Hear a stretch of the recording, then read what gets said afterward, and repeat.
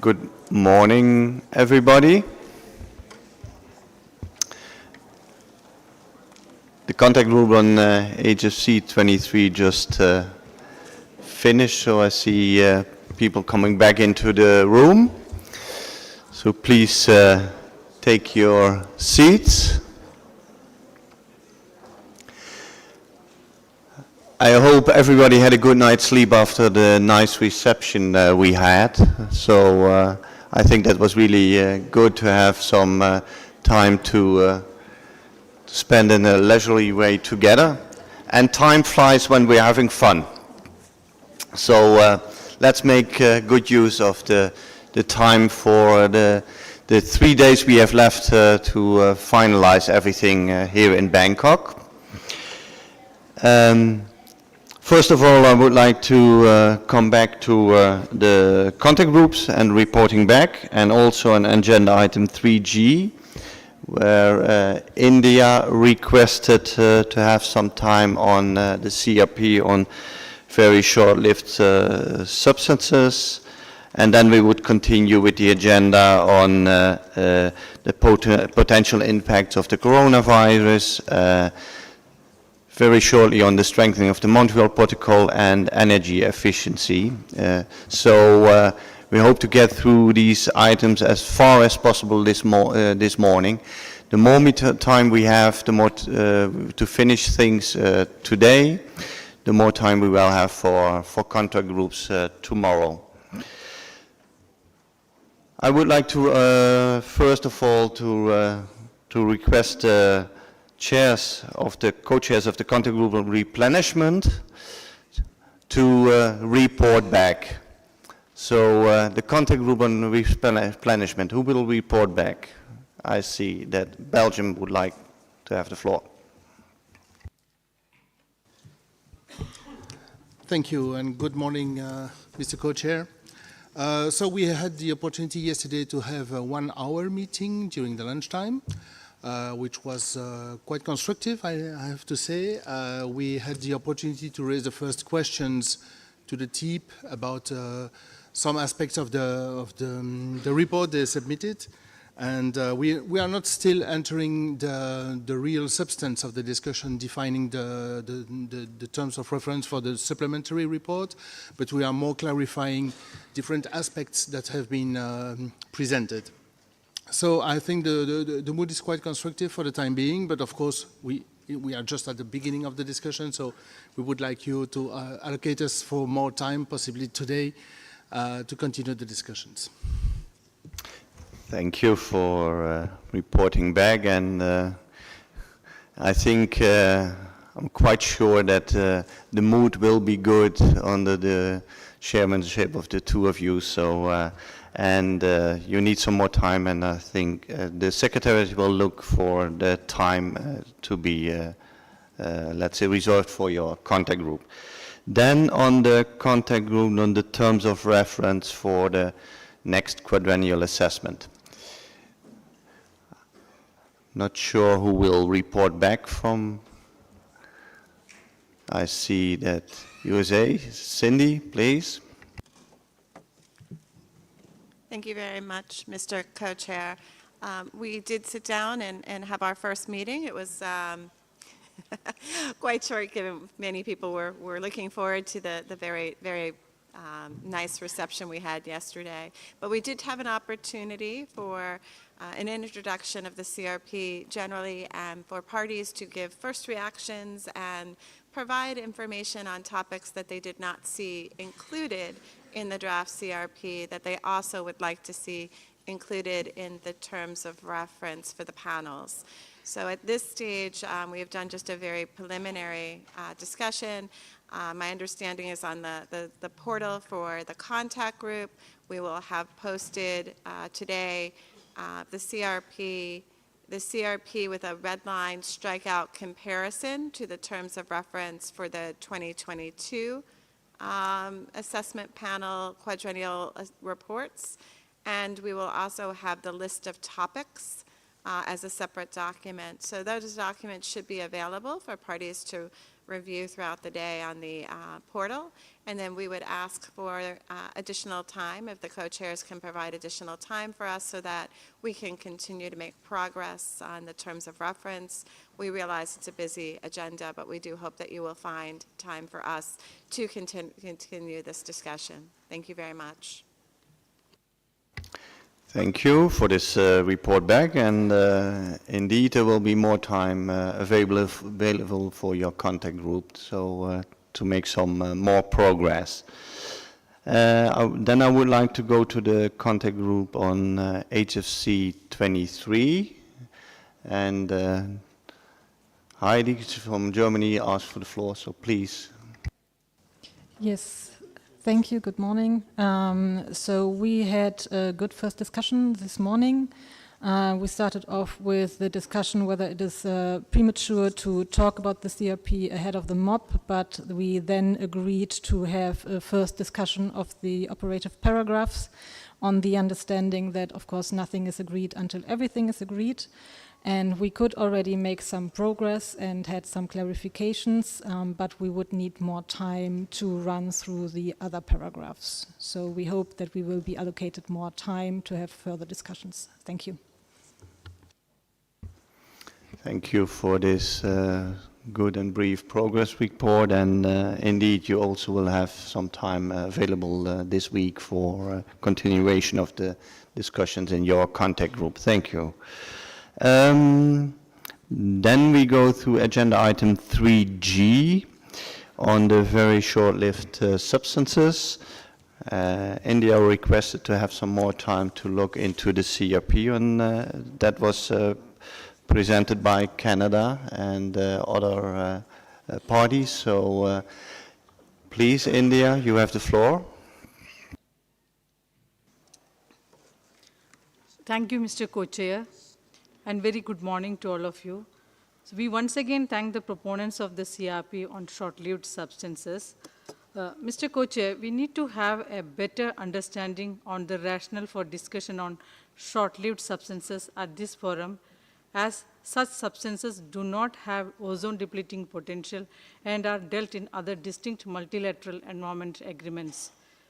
HFCs, even though the phase down of production and consumption is addressed under the Montreal Protocol, the emissions of HFCs, except HFC 23, which is a byproduct of HCFC 22, are addressed under the UNFCCC and Paris Agreement.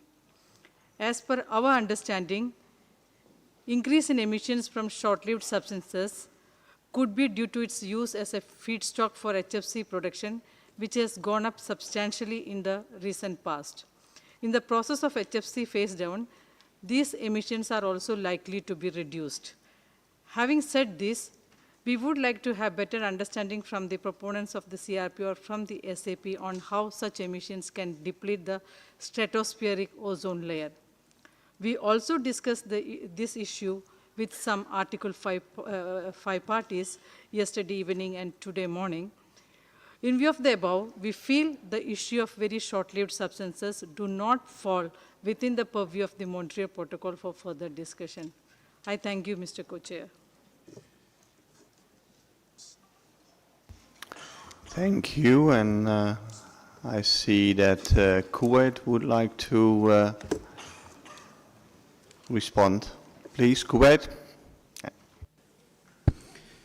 Thank you very much, and good morning to everyone. And I would like to thank the CRB, the countries which has submitted this CRB, and their aim to an environmental issues. But as the distinguished delegate from India was talking, that we have a consultation among us, and I think that we as an Article 5 party, we have a lot of things to do.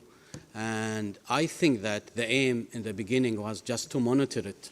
And now when I read the CRB, it's so complex that I think that this is the beginning of bringing these substances to be controlled under Montreal, because we become, sorry to say it, we become like the old lady in the neighbor, which is a good faith, and everyone lean on her to take care of our children, our schools, our everything. I think that we have to use our resources in a good way and good manner. I think that the image was to monitor the sky and see if there is relevant. But if you read the CRB very carefully, we have to discuss the alternative, the production, the existing relevant issues. That is a complex text, and that will lead to another step. And I think, as the distinguished delegate from India was saying before me, I think this is not the place to engage within these substances that we are not controlled under Montreal Protocol, and we have to concentrate in our work and daily. We have a lot of things to do. We have a lot of things to monitor, and we have to concentrate in our job, and we are not in line to go through with this CRB. Thank you very much. Thank you, Kuwait. I have Bahrain, China, and Argentina on my list, so Bahrain first. شكرا سيد الرئيس وسعد الله.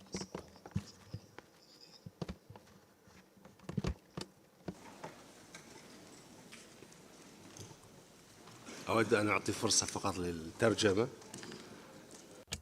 Good morning, Chair. Good morning, Chair. I will allow the interpreters to get themselves organized. Good morning, Chair. As I was saying, the delegation of my country would like to thank those countries that have sponsored and presented this draft, this document. We thank them for their efforts. We support what has been presented by Kuwait and the delegation of India.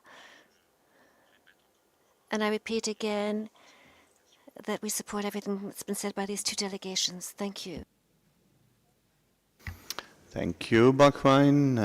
Then I would like to give the floor to China. Thank you, Co-Chair. As for the HFC 23, we support what has been said by India and Kuwait. We hope that SAP could clarify that by 2023 we could eliminate the emission of HFC 23, VSLS, DCM, and this interval. We believe that DCM is not a substance to be controlled by Montreal Protocol. At the same time, we have noted that as the feedstock to produce HFC 23, the DCM is the main feedstock that produces HFC 23. As we enter the stage of Kigali Amendment, the HFC 23 and DCM will drop. I hope that we will continue to monitor, and that should be enough. Let's focus on more important subjects such as alternatives and the elimination of ODS instead of on the VSLS. Thank you. Thank you, and I heard a request for SAP, so please be prepared. But first I go to Argentina. Gracias. Thank you, Co-Chair. We would like to support what has been said before by various delegations, including India, Kuwait, and Bahrain. We do not agree with dealing with CRP4 because we are getting into areas that are not really controlled by the Montreal Protocol. In this context, we believe that we do not really have a mandate to do so. And moreover, we must say that after what we have been working on in the workshop and over the last few days of our meeting, we are truly alarmed at the quantity of new topics that are being introduced in the Montreal Protocol without having a mandate to take them up. Moreover, we believe that this means we are spreading ourselves rather thin in respect to the subjects we should really deal with under the Montreal Protocol, at least for countries that need to implement the phase-outs of HFCs from Article 5, we have been expressing our concerns loudly. We think that the Montreal Protocol has a great number of challenges facing it in terms of the indications from parties and the Kigali Amendment. This means we should not extend ourselves into areas that are not truly under the purview of the Montreal Protocol. Thank you. Thank you, Argentina. I would like to go to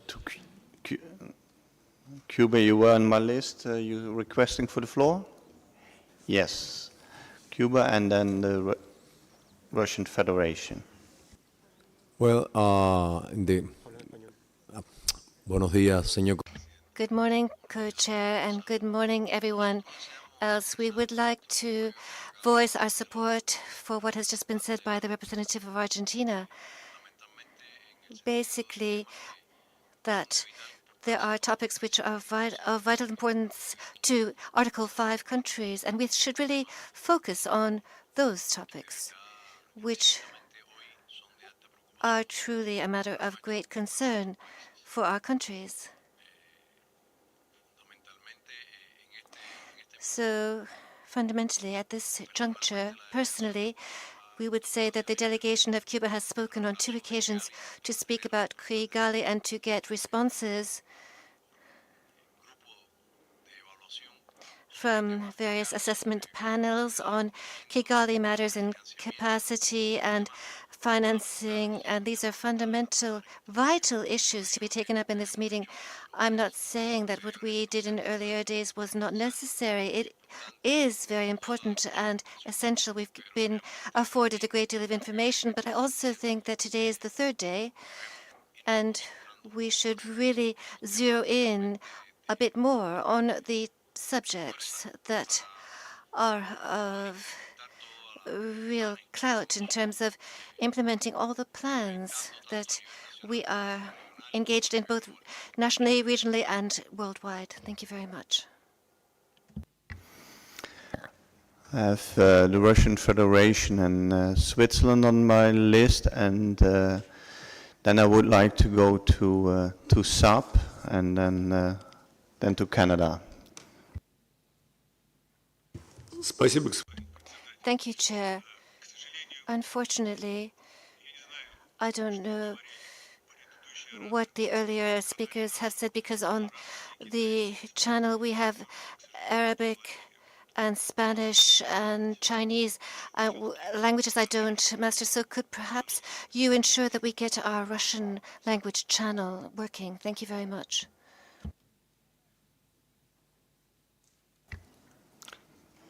Can you please test if the Russian channel is working now? And just talk, and then you can see if the translation is there. Is it there already?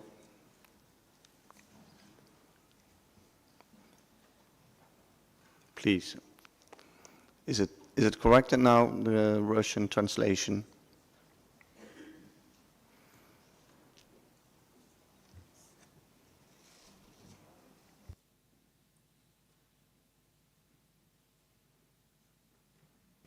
It's working now? Okay. Thank you. Then I would like to go to Switzerland and then to SAP to answer the question that China posed, and then Canada and the US. Thank you very much, and good morning, colleagues. We have noted the interventions of several parties stating their concern about new activities that would be required following this discussion on very short-lived substances. We sympathize with them because we know that it's to do things right, you have to dedicate some effort. Nevertheless, and I state this as Switzerland being co-sponsor to the CRP, it's not the intention to introduce new obligations, but it is above all, a request to not close the eyes, to listen to what the new scientific evidence shows. It is calling, above all, for more information from TEEP, and it is an encouragement to parties to avoid emissions where it's possible. And it is drawing also mainly on this information we got in the quadrennial, that this is one of the areas where in the present and the near future there's a big potential to avoid the, emissions of substances which are not controlled under the Montreal Protocol, but nevertheless having a significant impact on the ozone layer. So we would encourage parties that currently have the concern that this would put too big of an onus on the future work to reconsider and take a small step to get more information, to understand what can be done in the near future. Thank you very much. Thank you. I would like to go to Seb to answer the question that China posed.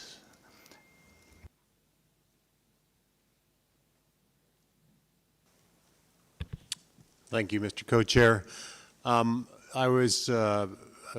didn't quite get the question entirely from China, and I would request a bilateral with China to resolve that, if that would be all right.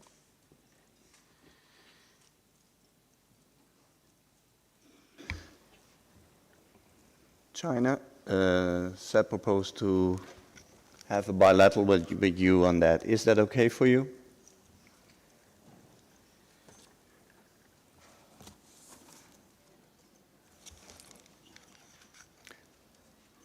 China? 同意, okay. We agree. Thank you. For your flexibility. And then I would like to go to Canada, US.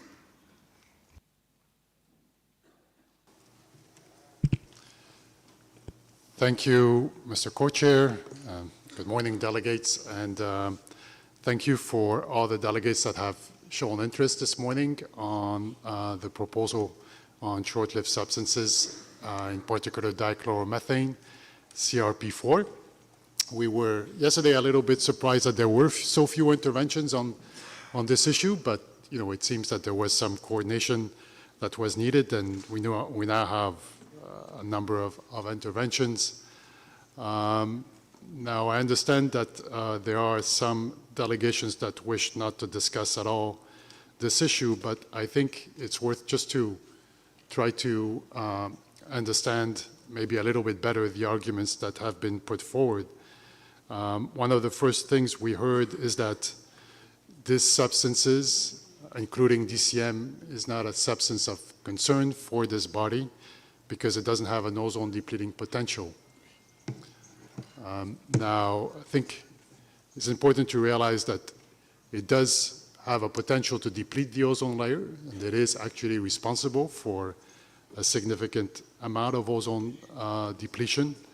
The fact that the SAP has not assigned to it a specific OEDP is related to the difficulty in actually calculating this ODP. It's not because it doesn't have an ozone depleting potential. But our understanding, and I guess we're going to turn back to the SAP on this, even though they asked to have a bilateral with China, I think that it was not a question just raised for China, but it was raised by India as well, that there was a need to better understand what is the impact of very short-lived substances, particularly DCM, on the ozone layer. And we think that there is a significant impact. It's not huge. But clearly, as presented by the SAP in its report, it's essentially the emissions of ozone-depleting substances that are remaining. A significant amount of those if not perhaps, half are related to the impact of DCM. So we're not sure, we'd like to really understand how a substance that is an ozone-depleting substance that is responsible for a significant ozone depletion and up to 4% of emissions of total chlorine loading at this stage is not an issue of concern for the Montreal Protocol. We think it is very much the job of the Montreal Protocol to deal with substances that attack the ozone layer. The other issue we heard is that we should not address issues that are addressed by other multilateral agreements. We're not aware of any multilateral agreement that addresses DCM. If there are, then we'd like to know about them. We heard that, it's likely that most of the emissions of DCM come from feedstock. The information from the MC talk, at least, suggests that that's not the case, that the majority of DCM is actually used for emissive solvent uses. So perhaps there's some clarification that can be provided by the TIP on this particular issue, but the information that is available to this body is that there are very large emissive uses of DCM. Then we heard that DCM and short-lived substances are not controlled by the Montreal Protocol, so we should not focus on this. I guess if we're going to focus only on things that are controlled by the Montreal Protocol, then there's a lot of issues that we should not be discussing. Yesterday we spent over an hour talking about an issue which is of importance to many countries, which is not controlled by the Montreal Protocol, which is the management and disposal of substances at the end of life. There is no obligation under the Montreal Protocol to manage end of life and dispose environmentally sound disposal of substances, of controlled substances. The Montreal Protocol only controls the production, consumption of these substances. Yet it was of importance to many Article 5 countries to discuss the capacity that they require in order to ensure the sound life cycle management and disposal of banks of ODS. Now, we're open to considering this issue, even though it's not an issue controlled by the Montreal Protocol.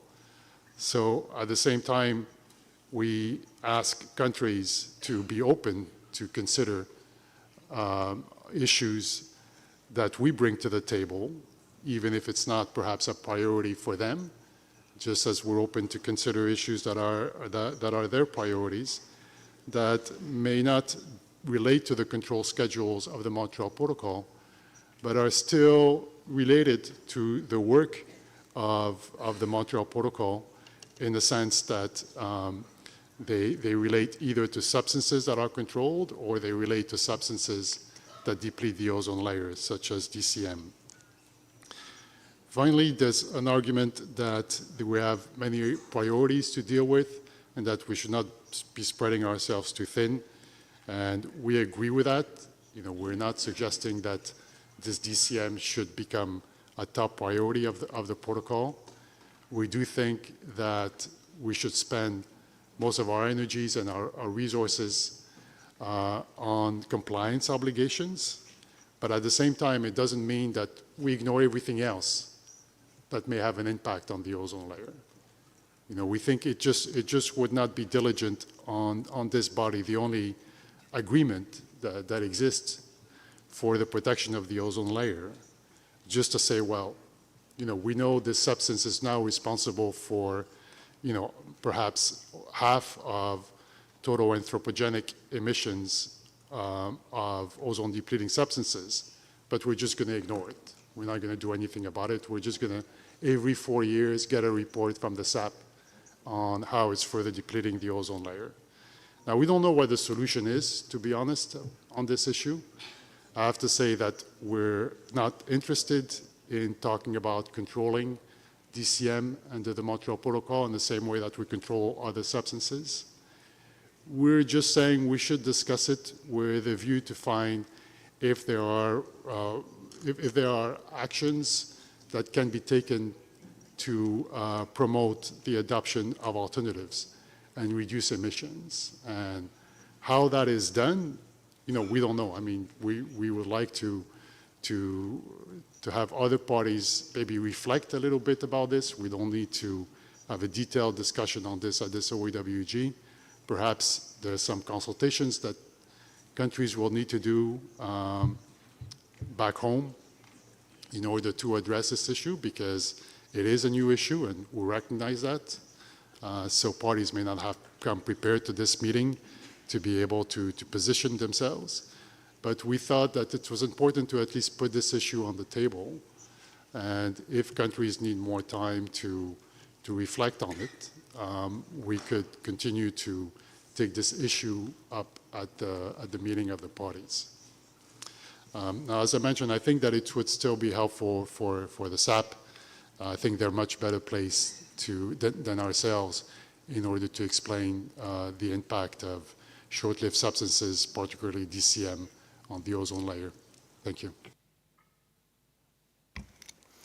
Thank you. And indeed, what you said as well, that the question posed to the SAP was also from India and China. So, SAP, I come back to you later on. I give you some time to reflect, so to explain the connection between the DCM and the ozone layer. But first, I would like to go to USA, and then I have Kuwait, European Union, Russia Federation on my list, and I would like to close the list and then suggest the way forward. But first, USA, and then later on, SAP. Thank you very much. And perhaps since Canada gave a very thorough response, I'll just pick up maybe on a few points. And maybe just to reiterate, all of the very short-lived substances, or VSLS, have ozone-depleting potentials. And if you look at the SAP quadrennial report, in the annex to that report, substances are listed with the ODP or range of ODPs. So this is about ozone depletion. Now, some of these substances, like DCM, are controlled for other purposes by domestic bodies, and I agree, I'm not aware of any multilateral efforts, but I know, for example, in my own country, we control DCM from a variety of emissive sources because of other reasons, toxicity and other reasons, but that does not change the fact that for this body, because these are chlorinated substances, and they do have an impact on the ozone layer, the concept of additional information, which the majority of this decision is about, is important to this delegation. Also, just to note, we've heard about several other VSLS during the discussion and presentation from the various panels. For example, CF3I was raised, which is also a VSLS. So the concept of additional information, particularly on the one VSLS that has the largest emissions, is one that we thought would be important. And so we agree with the idea of getting that information. And maybe lastly to say, this is not the first time or the second time or even the 10th time this body has had discussions and in some cases agreed to decisions. There are decisions about M-propyl bromide, NPB, that request information be provided by the TEEP. I believe it's in the progress report most years. That information is by decision. It is because that is a VSLS and one that this body took decisions because we felt it was important to have that information so that we are aware of that. There have been other decisions that have been discussed, agreed or not agreed, but certainly discussed over the years. So from this delegation's perspective, we think it's important to get that information.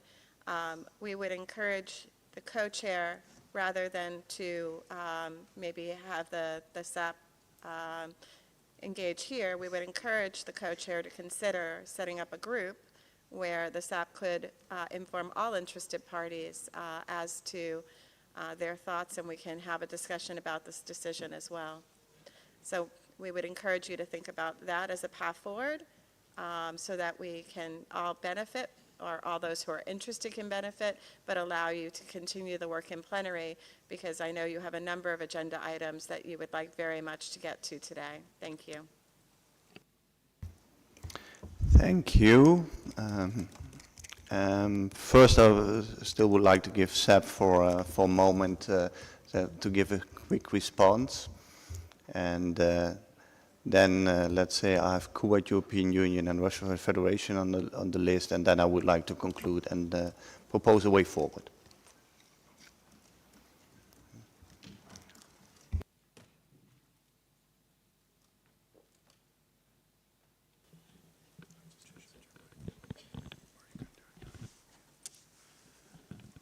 Thank you, Mr. Co-Chair. The issue of dichloromethane, it is indeed a very short-lived ozone-depleting substance. It has a lifetime of about 6 months.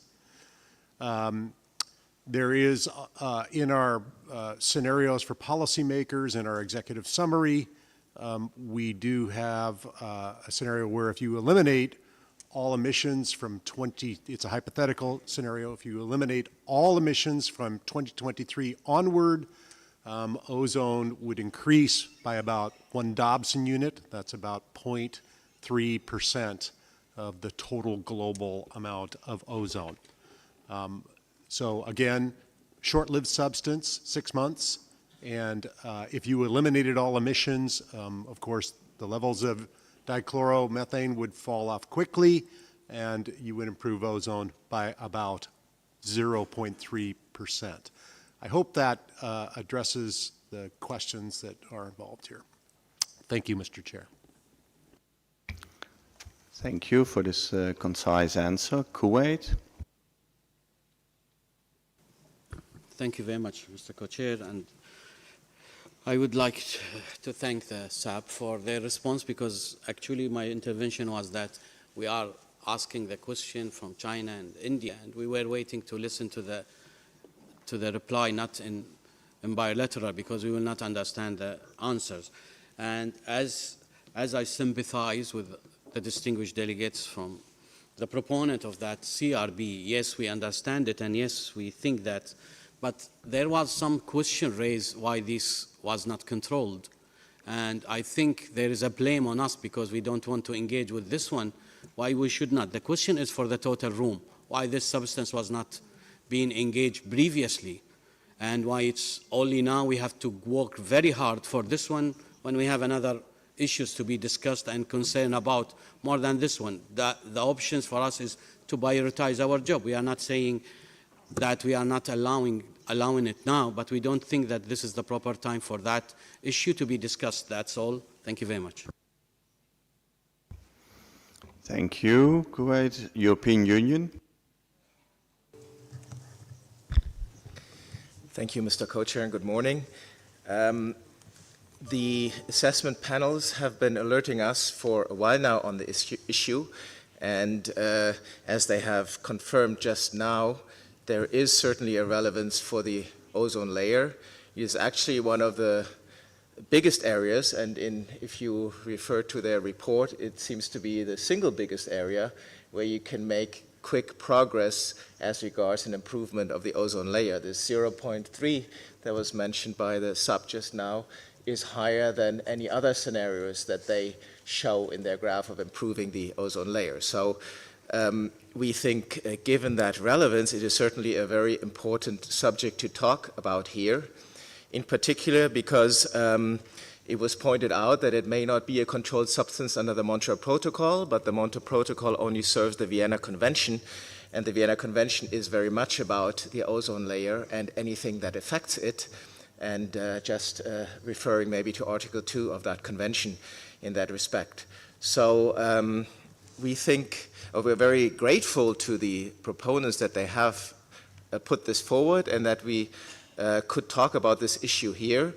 We would not want to wait another 4 years for the next quadrennial report to come along and tell us again that it's the single biggest issue of improving ozone depletion. So we would very much like to talk about this now in any way, any which way, with the proponents and other interested parties, and keep reflecting on this important issue.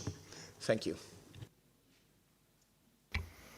Thank you. Russian Federation.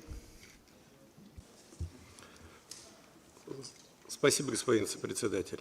Thank you, Co-Chair. Our delegation is against the ideas contained in this CRP.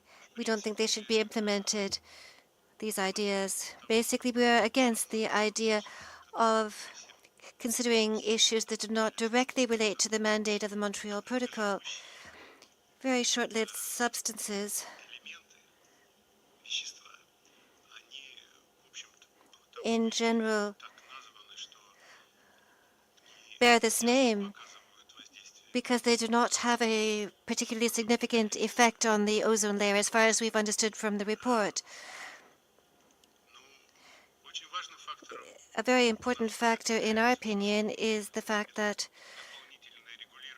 additional control of substances which are used quite widely by many entities will make it further complicated for these entities and economic agents, and it will make it very difficult to ensure control is carried out properly.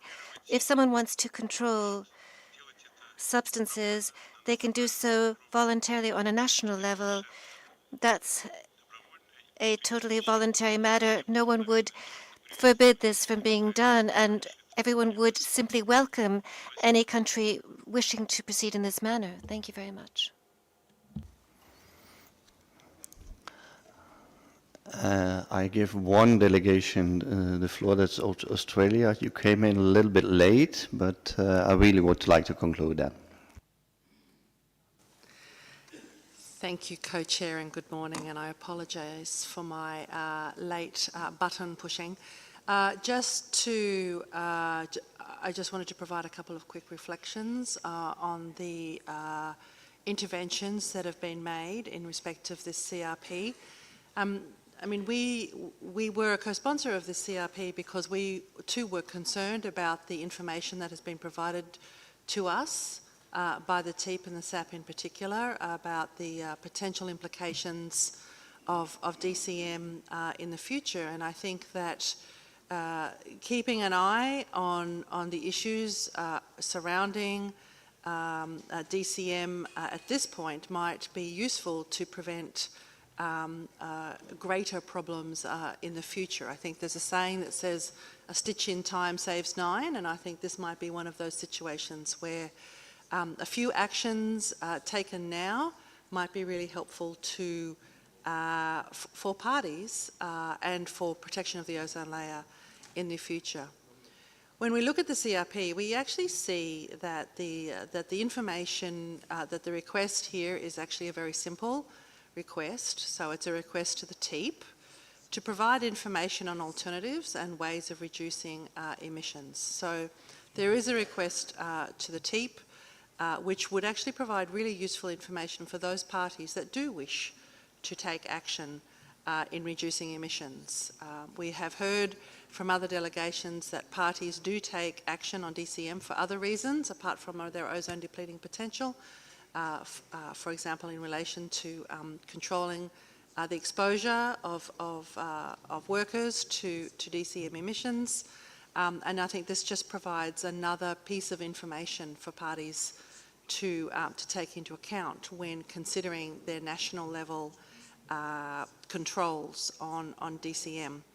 And then the second piece of this simple CRP is to encourage parties, and it's merely an encouragement, to take action to reduce the use and emissions of DCM where alternatives are available. So there's no requirement here it is a very light touch, we think, and given the issues raised by the SAP in relation to its potential effect on the ozone layer, we think that this is the right touch for this particular issue at this time. So we would really like to think about the possibility of parties reconsidering their position, and perhaps we can come back to this at the meeting of the parties once delegations have had a little bit more time to digest the information from the SAP and to digest the CRP. Thank you. Thank you. I think we spent some time on this issue now, on the CRP. Yesterday we heard some ideas and requests for having a meeting in a group. Today we also heard concerns of other parties that they still have questions to SAP and would like to look more carefully to the CRP and have some concerns about it.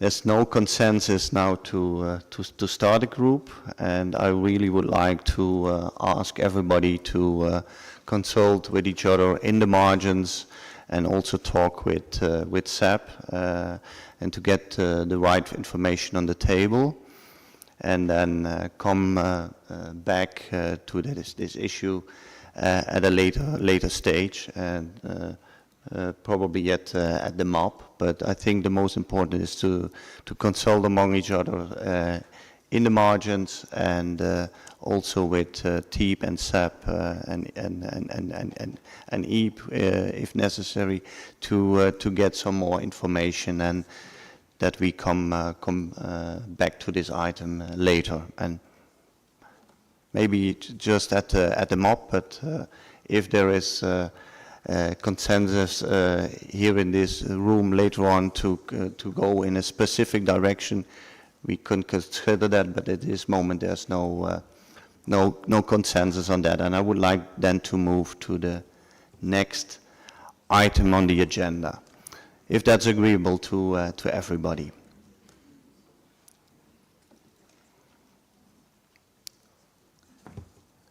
So then I would hand over to my co-chair for the next agenda item. Merci.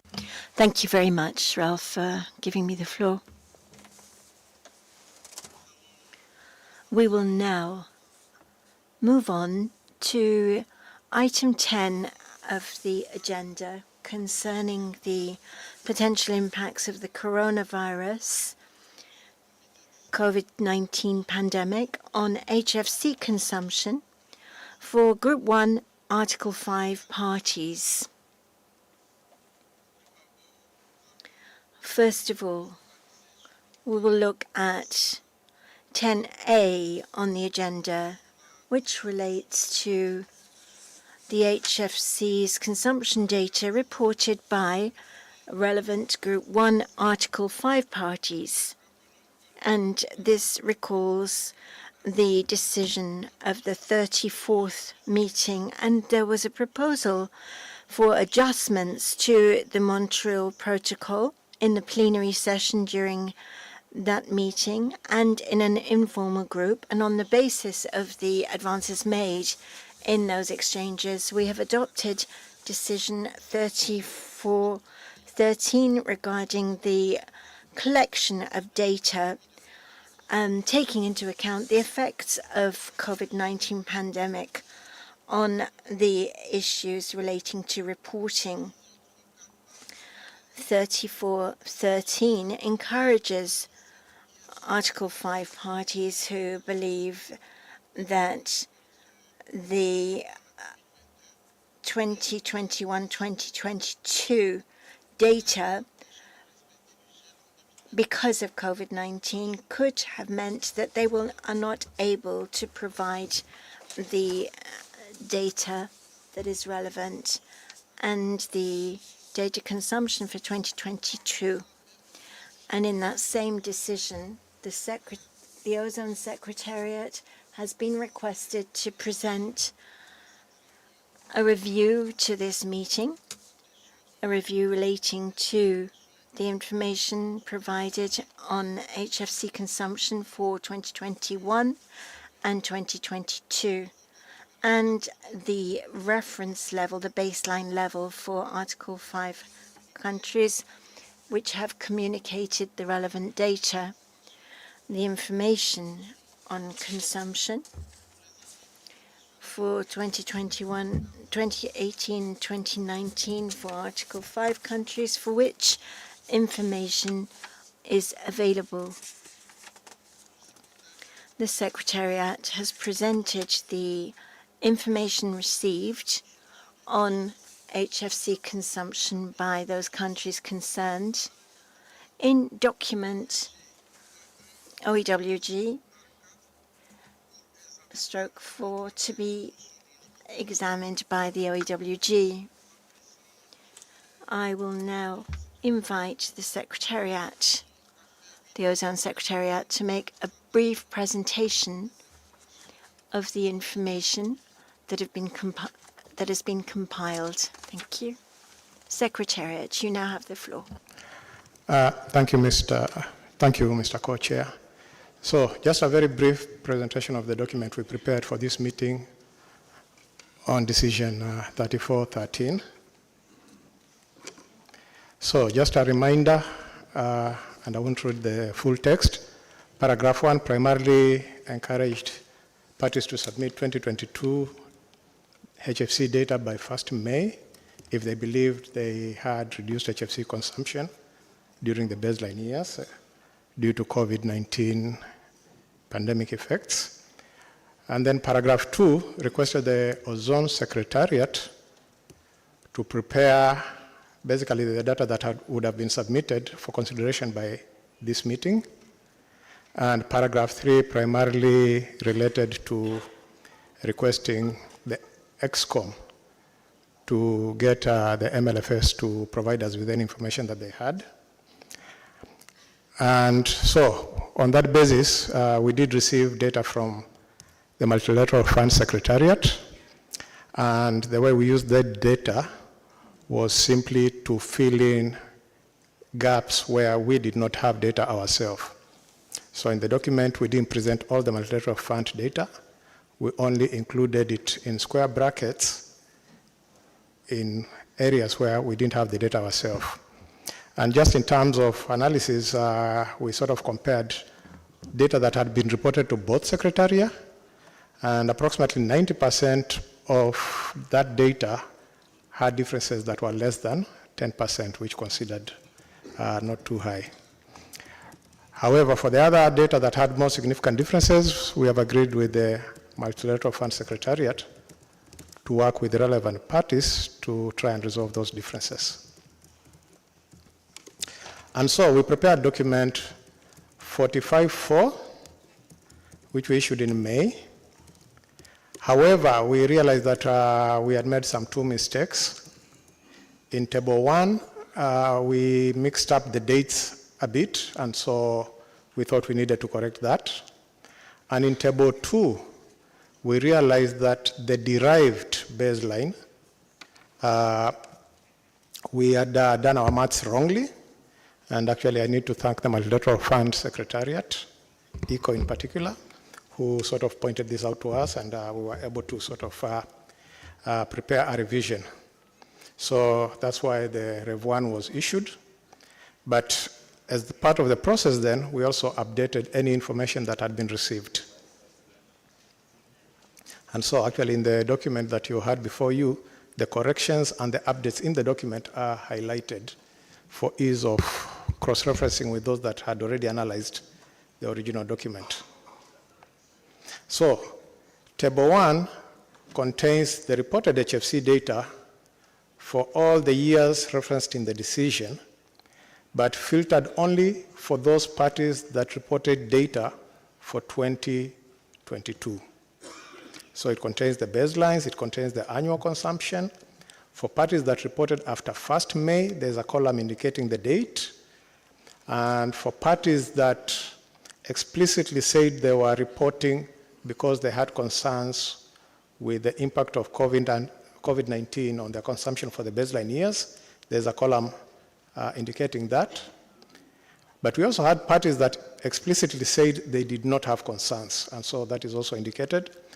And we also included a column showing the 65% component of HCFC consumption, so that you are aware, or at least you have the number before you, of some of the inputs into the calculation of the HFC baseline.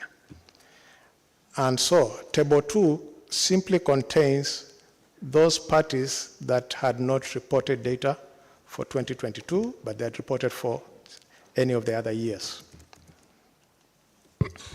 And in terms of a quick summary of some of the information derivable from the table, the combination of Table 1 and 2 shows that we had 118 parties that submitted HFC data for any of the years 2018 to 2022 that are referenced in the decision.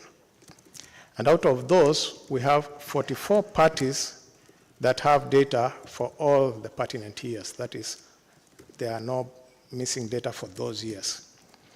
And then we have 21 parties that said they had concerns about the impact of COVID-19, either on the ability to meet the compliance or, in a more general sense, they simply had concerns that they had reduced consumption for the baseline years. And then we have 12 parties that said that they did not have concerns about meeting the consumption freeze. Thank you very much.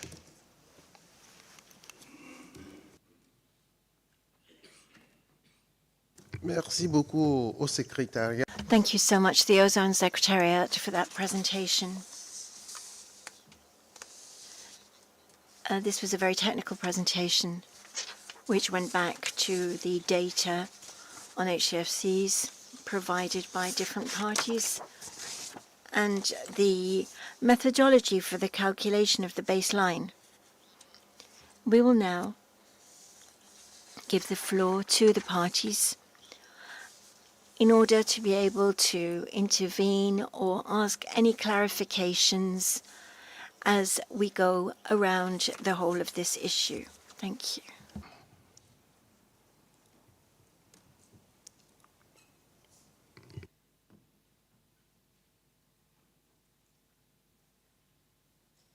Il y a des réactions de la... Would anybody like to take the floor? I recognize the distinguished delegate from Cuba. Cuba, you have the floor. Thank you so much, Mr. Co-Chair. We are grateful for the information that was provided to us, given that the second part of item 10 will be the presentation of our proposed adjustment and the agreement to copy all of the information by states parties provided by the 21st of May. We are very glad to see that this was possible to achieve, and the study of this shows the number of countries which are in the same position as we are. And therefore, we would like to thank the assessment panel for having been able to carry out this study in such a short period of time. We're grateful for it. And we really would like to thank you so much for that. Merci beaucoup. Thank you very much, Cuba.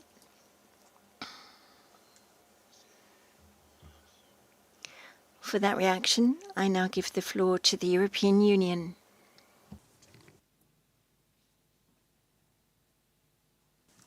Thank you, Mr. Co-Chair. It's just to clarify, so what you were pointing out is that there is a new document, or the Secretariat pointed out there is a new document uploaded, I think overnight, that has corrections, and these corrections mainly relate to what is the second part of the report, and I have the feeling that your baseline calculations have been corrected. Just to be clear what the new material is that we have in front of the table, because it's indeed correct. it was not possible to calculate these or recreate these baseline numbers, which was confusing indeed. Thank you very much. Merci beaucoup. Thank you so much, European Union. I believe that this is a question for clarification.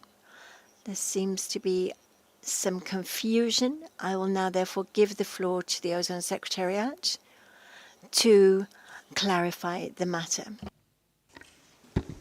The simple answer is yes, indeed. We issued a document yesterday, actually, simply correcting the calculated baselines in Table 2, and also the numbers for parties that reported either on time or after 1st May. Thank you.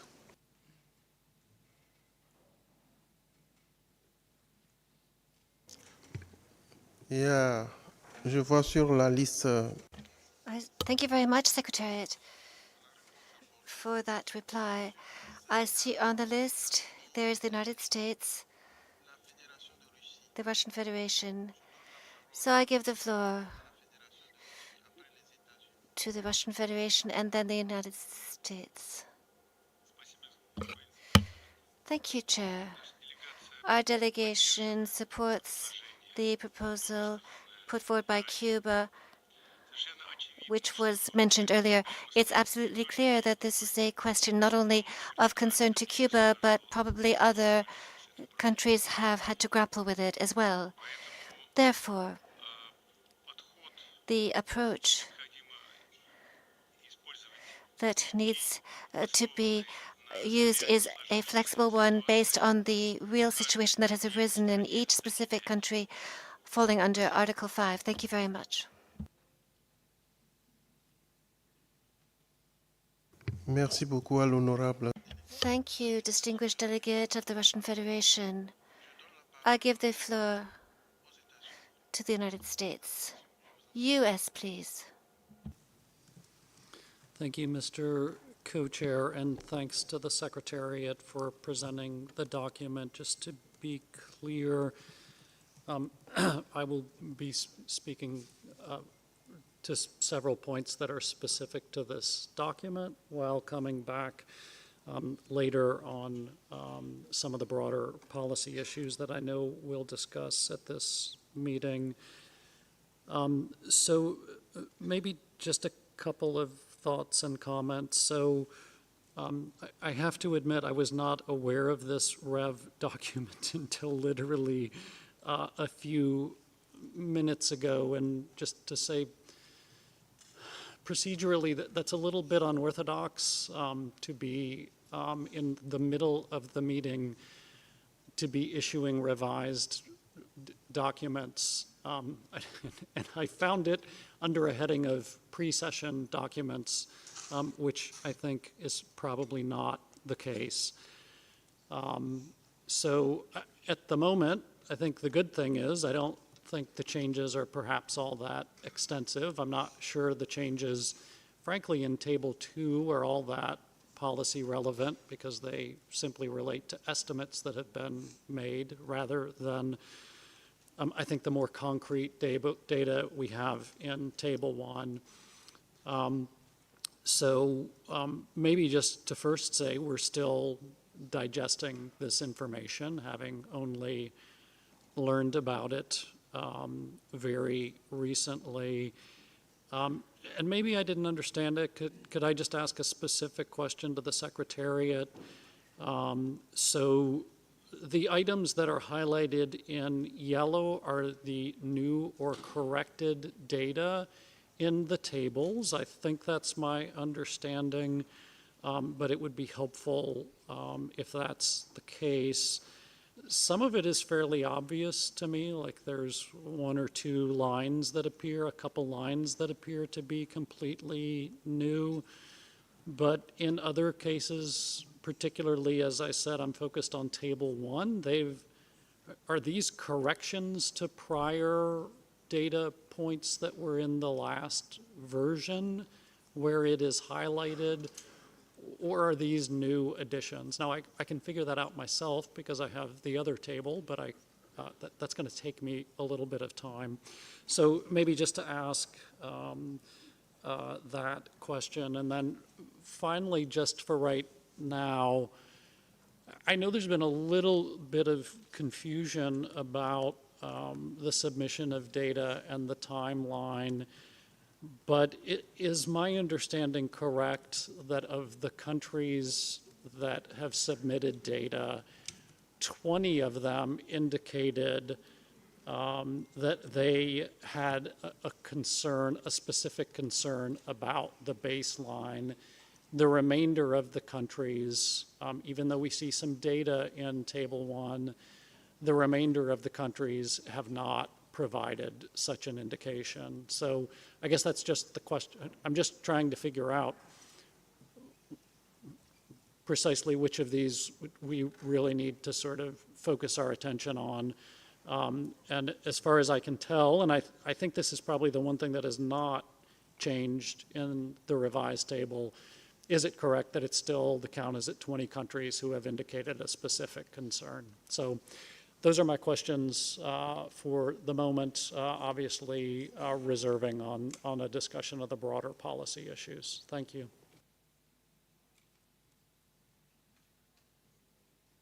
Merci beaucoup. Thank you very much, distinguished delegate of the United States. Distinguished delegate of the United States has underscored the fact that there are some new corrections and certain parts of the document are underlined or highlighted in yellow. Are these corrections, or what do they represent? In fact, the distinguished delegate would like clarifications on these points. I will give the floor, therefore, to the Secretariat for some clarifications concerning these points. So now to explain more precisely the nature of the updates. In Table 1, that was in the original document, the only information that was wrong were the dates. And so in Table 1, the only correction is to the dates column. Now, the other highlighted fields in Table 1 relate to updates. So the updates would either be new submissions by certain parties or updates to data that they had previously reported. So that means for the consumption data, any changes relate to updates, but changes to the date field relate to corrections. In Table 2, similarly, corrections are to the derived data in the column for baseline. So that's the only field that's the only column that had errors, and that's the one which was corrected. Any other highlighted fields in Table 2 that do not relate to the derived baseline, they represent updates. I hope that's clear. In terms of the expression of concern with the impact of COVID-19, the reason we had that information was because in decision 3413, the paragraph on reporting of data for 2022 had the condition if parties believed they had that they might have challenges meeting the freeze in 2024. Now we found when parties were reporting, we were not clear whether they were reporting because of decision 3413 or whether some of the parties were simply going through their normal Article 7 data reporting. And so actually as part of our process, we explicitly went back only to those parties that had reported HFC data for 2022 and only Article 5 Group 1 parties. And we asked them whether in submitting their data, it was to meet the request in decision 3413 and the tie-in with the concern with the impact of COVID-19, or if they were simply submitting Article 7 data as part of their normal regular process. And so that's why we have those numbers. And so those numbers haven't changed. So those that provided responses one way or the other, the numbers stay the same even now. Thank you. Merci au secrétariat. Thank you, Secretariat. I'm now going to give the floor back to the distinguished delegate of the U.S. But before doing so, I would like to know if there are any other parties wishing to speak at this stage.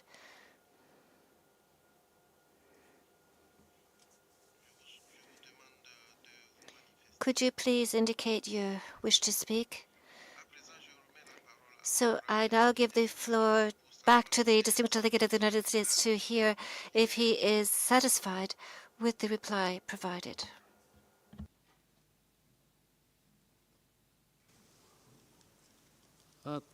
Thank you, Co-Chair.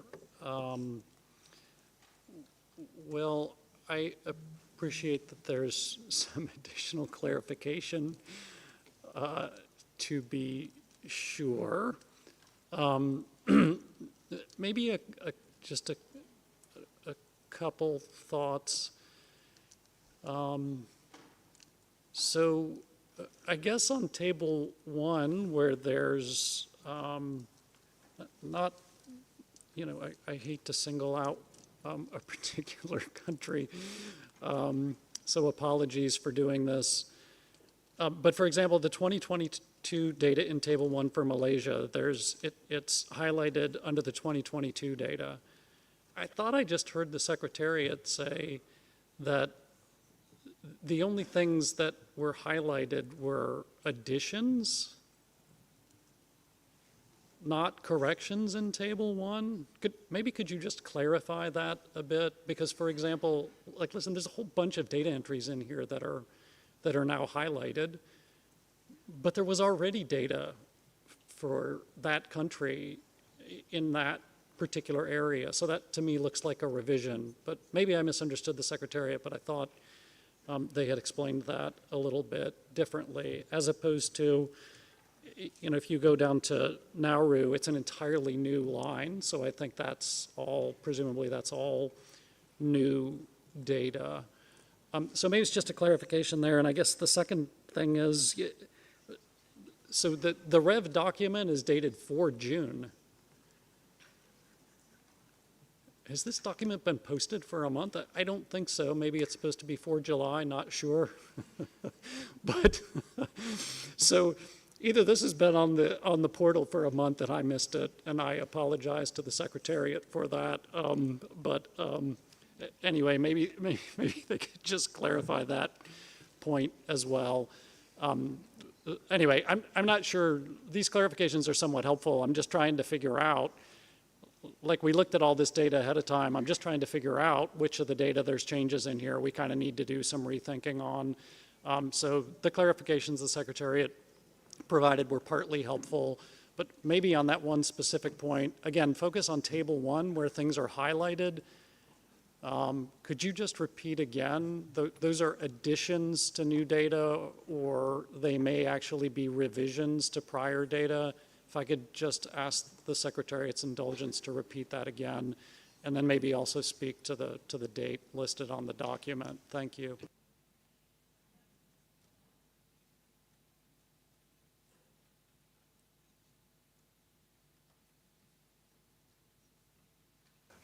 Merci beaucoup. Thank you very much, distinguished delegate of the United States.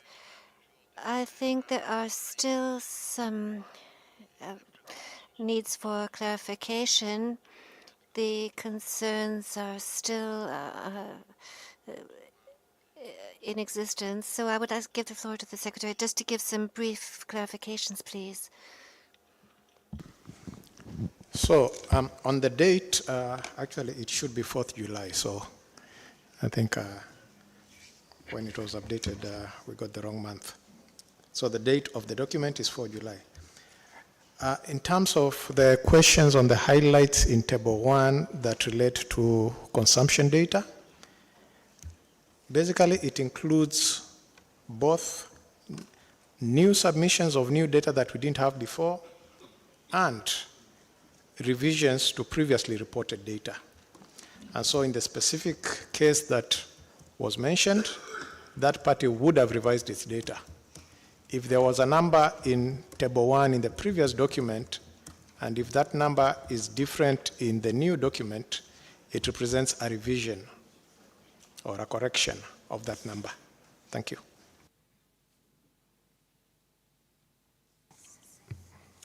Merci beaucoup. Thank you very much, Secretariat, for that reply. We are now going to go on with our work. I see no other parties asking for the floor.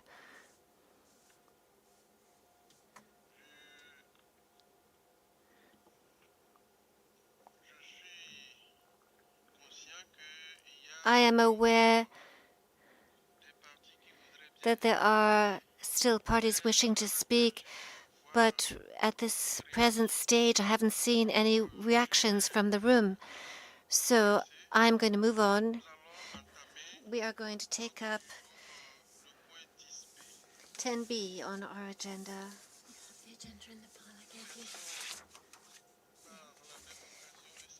We would like to thank the Secretariat for its presentation. Please stay vigilant. If there are unclear aspects, delegations can approach you to get further clarifications so as to have a better understanding of this issue. Thank you very much, Secretariat. So we're now going to go on with 10B from our agenda relating to the adjustment proposed to the Montreal Protocol. 10B relates to proposed adjustments to the Montreal Protocol. I think it is a good idea to specify that on April 22nd, 2023, the Secretariat circulated a proposed adjustment to the Montreal Protocol submitted by Cuba. In accordance with paragraph 9 of Article 2 of the Montreal Protocol, the deadline for the submission of the adjustment proposal examined during the 35th meeting of the states parties was fixed as being April 23rd, 2023. So the proposal from Cuba presented in document WG 1/45/7, which is available in the 6 official languages of the United Nations. Before opening up our discussion on this subject, I would like to invite the representative of Cuba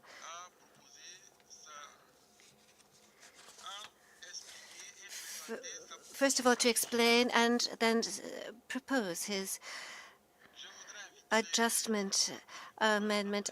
I would invite Cuba to present its proposed adjustment. Cuba, you have the floor. Thank you very much, Co-Chair. As you have put so aptly, last year, from the beginning of the year, this year, we've started working with all of the bodies relating to the protocol to submit this draft proposal, which in its explanatory information explains that we propose to adjust the Montreal Protocol on substances that deplete the ozone layer to make the selection of baseline years for hydrofluorocarbons, HFCs, for parties operating under Article 5 of the Montreal Protocol more flexible, as presented in Annex 2. The main reason for the proposal is the concern that there was economic contraction as a result of the COVID-19 pandemic and the consequential reduced imports of refrigerant gases compared with the pre-pandemic years. In other words, we have been having average imports resulting from the economic development of our country, which were limited in the year 2020 when the pandemic began, which is something that we assess as being a transitional phenomenon in the history of mankind, the first pandemic in modern time, and therefore it's an exceptional event which occurred and which each and every country of our globe has had to cope with. Some have been affected and others were not so heavily impacted in this sector, but in the case of our country, the repercussions were significant. Therefore, the state had to dedicate a great number of effort and economic resources and other resources to the health sector with a view to preserving the most important thing that we have, that is human life. The second thing is that for the first time, there were effects from the pandemic in the levels of HFCs for countries operating under Article 5. This draft decision, which we are presenting, of course, has 3 preambular paragraphs, which I will not read because the document has been circulated to all states parties, but basically they explain the reasons why the imports of refrigerant gases were deeply impacted during these years of the pandemic, basically 2021, and therefore this has an effect on our normal development process for the implementation of the Montreal Protocol and the imports of refrigerant gases for development purposes. We cannot live with these baseline years that are set out in the protocol as a country which, after surviving the pandemic, is starting to revive its economy and its development processes, and therefore its imports must start to show a progressive increase so as to reach the levels that we had attained before the pandemic. The Cuban proposal is one that calls for flexibility from the Montreal Protocol, which would enable us to select baseline years which truly help us in our work and would be baselines to be used, as was explained, in respect of 2024. However, the idea is not to impose anything on parties, but simply what we would request is that for parties like Cuba that have these problems, they could rely on flexibility from the protocol when it comes to selecting baseline years that are truly a point of reference concerning the real consumption levels in the country. The pandemic years were a period where consumption was extremely low, and therefore the figures do not reflect the normal behavior of imports in our country. I think that much has already been explained. In other meetings, we have also, in the executive committee, presented these points, and there is the post-COVID world, which has started now, and it is totally different. We are entering with higher prices, higher tariffs, and more expensive insurance and more expensive freight costs, etc., etc. These are all things that do not facilitate work, but rather complicate things and mean it is much more difficult to continue to bring about our sustainable development in a timely manner. And therefore, we need to make our utmost effort to implement the Montreal Protocol in these conditions. I think that the document per se proper includes all of the necessary information to be borne in mind by parties, and we would ask for full support and understanding from the parties. And this is why we are introducing this draft decision. We would also like to say that we would ask the Secretariat, when dealing with the Cuban proposal, should seek the best solution for all parties, and therefore we would truly plea that they show maximum flexibility so that we can count on baseline years which are realistic in nature. as compared to the years before the pandemic and as we hope the years after the pandemic. Thank you very much. Co-chair, thank you very much, distinguished delegate of Cuba. We understand that this proposal stems from the COVID-19 pandemic situation. We know what effects this pandemic had on our daily life. And this pandemic definitely had an impact on all of our activities. However, we are not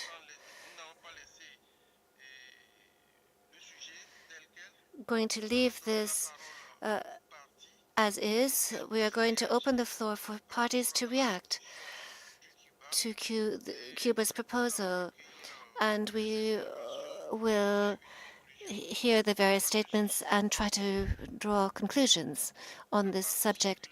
So the floor is open, and parties may now react to this proposal to adjust the Montreal Protocol as submitted by Cuba.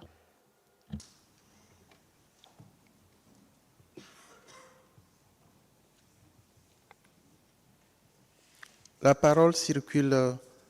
Les partis peuvent intervenir pour... Parties may speak to make statements concerning the Cuban proposal as just introduced by Cuba.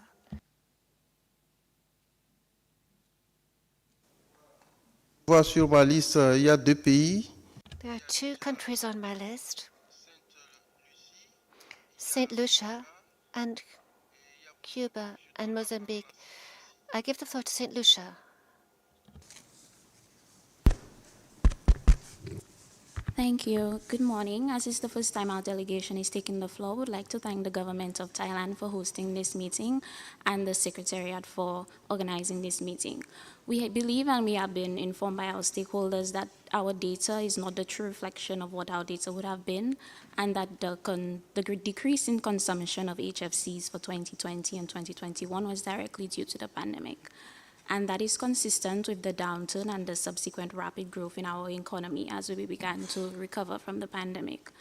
We have experienced unusually high imports in 2022, and we are projecting expansion in our construction sector as hotels developments are being planned.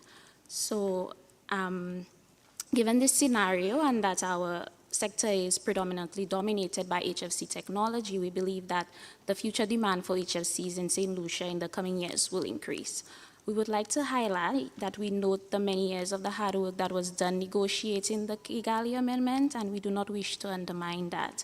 But given what is happening, we are requesting some consideration be given to countries like us faced in this situation until the transition to alternatives begin to impact our HFC-based imports. So while we do not fully agree with the text of this proposal, we would support further discussions, probably in a contact group, on this topic. Thank you.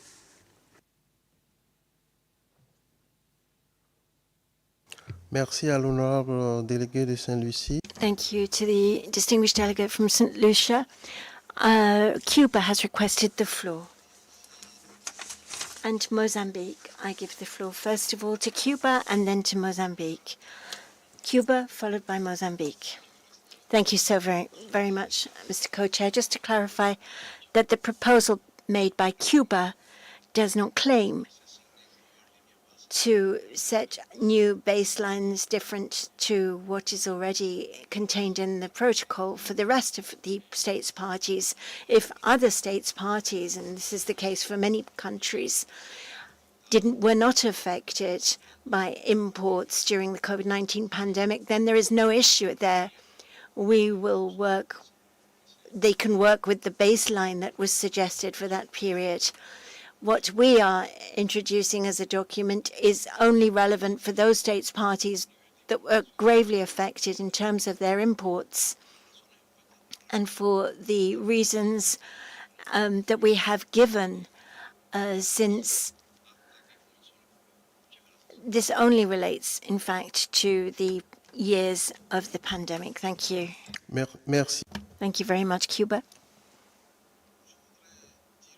I would like to state that the COVID-19 pandemic has affected us all. We haven't been able to meet in person in meetings. We were not able to travel. There were so many things that we weren't able to do. That's a whole other issue. But as far as what concerns us in terms of the effective implementation of the Montreal Protocol, what is the situation there? We would like states parties to be able to give us their comments. Mozambique, you now have the floor.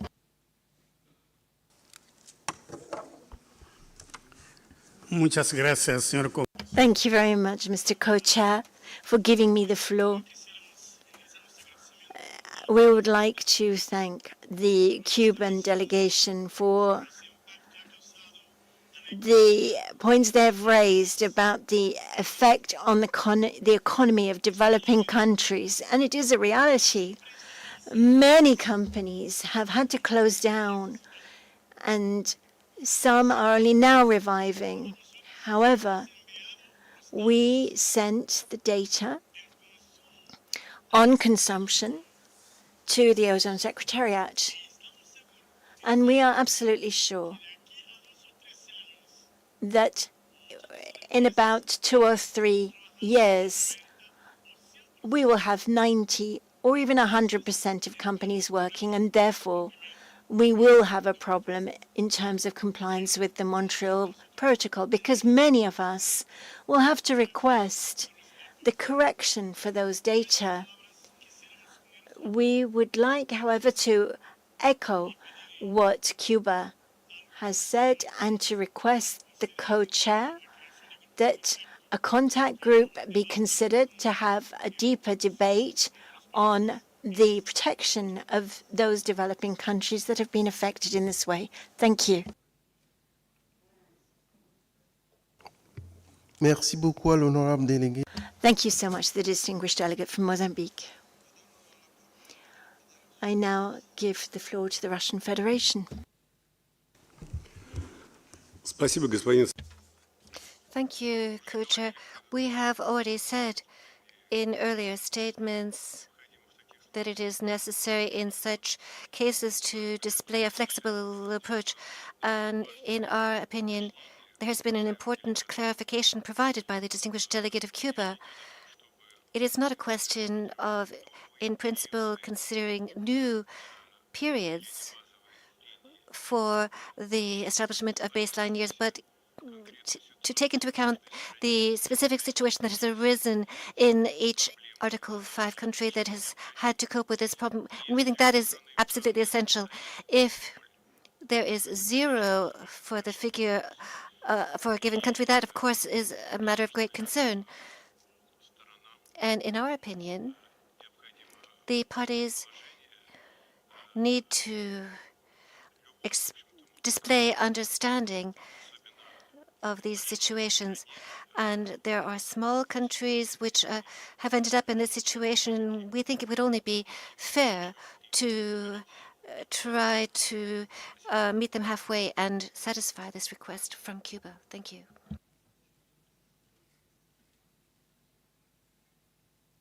Merci énormément. Thank you so much to the distinguished delegate of the Russian Federation.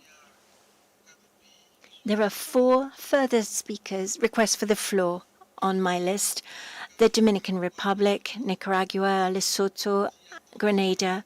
If there are other parties who would like to take the floor, please, would you make yourselves known? I now give the floor to the Dominican Republic. Thank you so much, Mr. Co-Chair, for giving me this opportunity to take the floor. The Dominican Republic supports the whole of the proposal made by Cuba to adjust the baseline for 2021 and 2022 for the effects that were caused by the COVID-19 pandemic, and the Dominican Republic would also like to raise awareness of the fact that we are totally dependent on tourism, and this has set back our growth in the sector. And throughout the pandemic, we did seek to keep our ports open to make sure that medical supplies could come in. This was facilitated by the government. But with all of the efforts that we made in trying to sustain tourism as well, our growth was very much affected. And so in 2021, our country's GDP grew less than what we had expected. To date, for example, in 2023, the Dominican Republic, if we look at the baseline 2021-2022, we would no longer be in compliance with the Kigali Amendment to date, because the economy has been adjusting. There has been more equipment brought in. We have been affected by the high temperatures, and we are requiring more refrigeration and air conditioning units. So what is the remedy? We do have to alter the baseline in order to be able to comply with the Kigali Amendment and to provide, as a state party, an improvement to our environment and so the Montreal Protocol requires that we take this into account and make just a tiny effort. We were seriously affected, and our economy was seriously affected. Thank you so much for taking this into account. Merci à l'honorable. Thank you to the distinguished delegate of the Dominican Republic. I would like to inform you of the list: Nicaragua, Lesotho, Grenada, Trinidad, Tobago, and Chile. And I close the list after Chile. We will then have a recapitulation of what's been happening and provide a conclusion. I now give the floor to Nicaragua. Nicaragua, you have the floor. Thank you so much, Mr. Co-Chair. Since this is the first time that we're taking the floor, we would like to thank the Kingdom of Thailand and the Ozone Secretariat for all of the coordination for this meeting. Nicaragua supports the proposal made of a proposed adjustment by Cuba. We recognize that this is a reality that's faced many of our countries, and it's necessary to provide flexibility in this matter,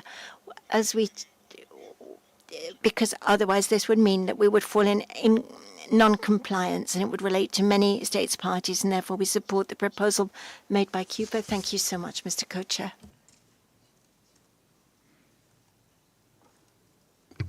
Merci à l'honorable. Thank you to the distinguished delegate of Nicaragua. I now give the floor to Lesotho.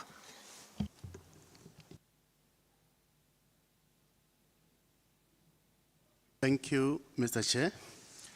Since it is my first time to take the floor, let me thank the government of Thailand for the warm welcome, also Secretariat for good organization and arrangement of the meeting.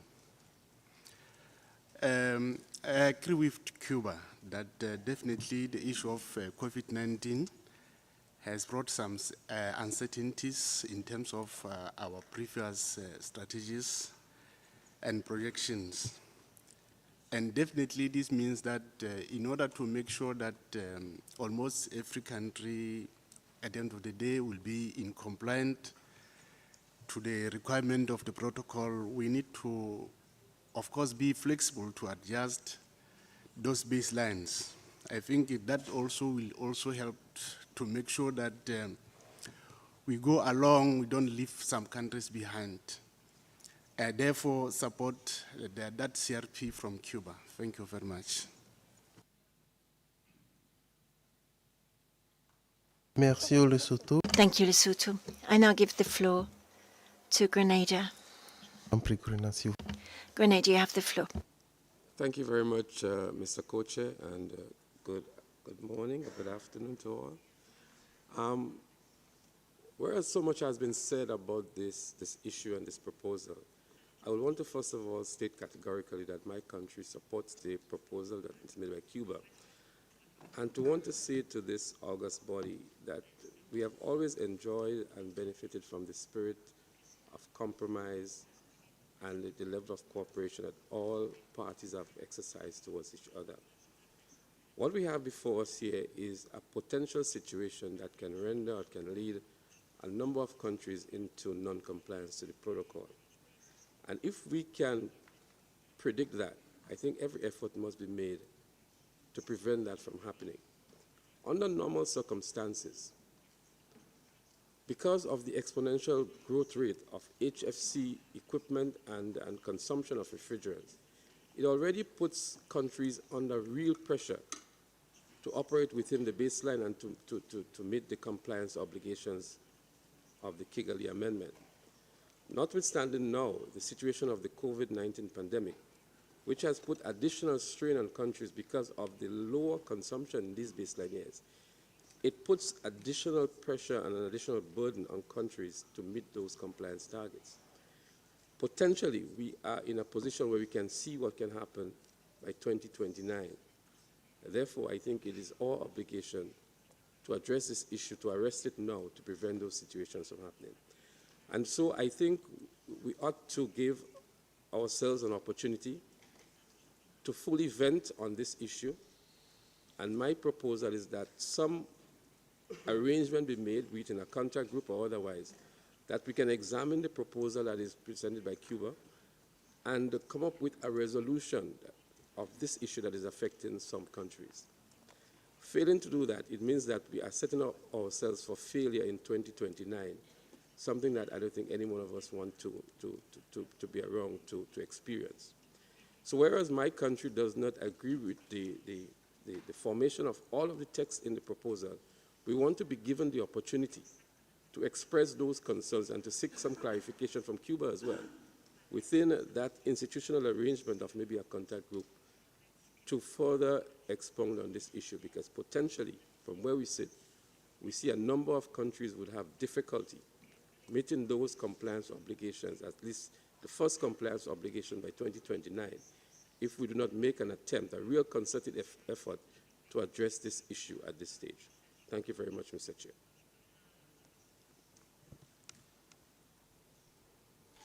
Merci beaucoup. Thank you very much, the distinguished delegate of Grenada. Kuwait, you have the floor now. Thank you very much, Mr. Co-Chair, and I would like to thank the distinguished delegate from Cuba for addressing this issue and submitting this proposal. I totally support the statement was mentioned from the distinguished delegate from Grenada that this proposal have to be considered and look into solutions that these solutions could be feasible and in line with our understanding of all parties' obligation and also the flexibility that this room provided in several years and years ago. I think the success of this party becoming from our understanding of needs and issue of others. And I think that this considerations coming from that we face unexpected circumstances that everybody face. So I think it's legitimate to understand the idea and find proper solution. I'm not saying that the proposal have all the issue or cover all the issue, but I think it's an initiative from the distinguished delegate from Cuba to start engaging to find a pathway for countries not to have or met their incompliance with the Montreal Protocol, and then we will face another dilemma how to solve country by country issues. So I think we we need to understand and look to this very, very, very carefully, and we are totally supporting in any engagement of discussion of this proposal. Thank you very much.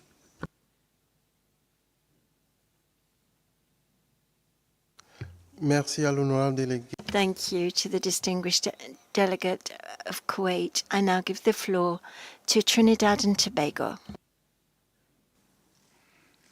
Thank you, Co-Chair.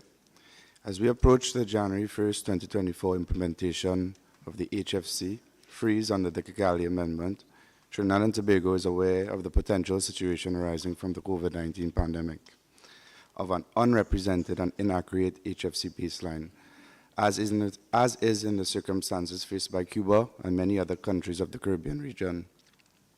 This can severely affect the compliance with the protocol and have negative impacts on the refrigeration and air conditioning sector in the future. Trinidad and Tobago is therefore in favor of giving special consideration on a case-by-case to countries whose baselines were dramatically affected by the pandemic, with the intention that these countries determine a more accurate HFC baseline and be placed in a fairer position to meet their national commitments under the Kigali Amendment. Accordingly, this delegation supports the formulation of a contact group to further deliberate these issues. I look forward to a fruitful discussion. Thank you, Co-Chair.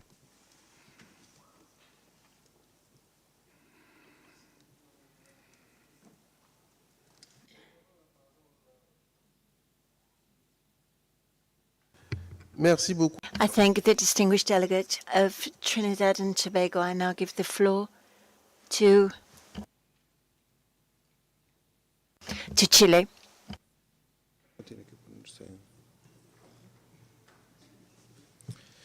Thank you very much, Mr. Co-Chair. We will seek to be to hit two birds with one stone.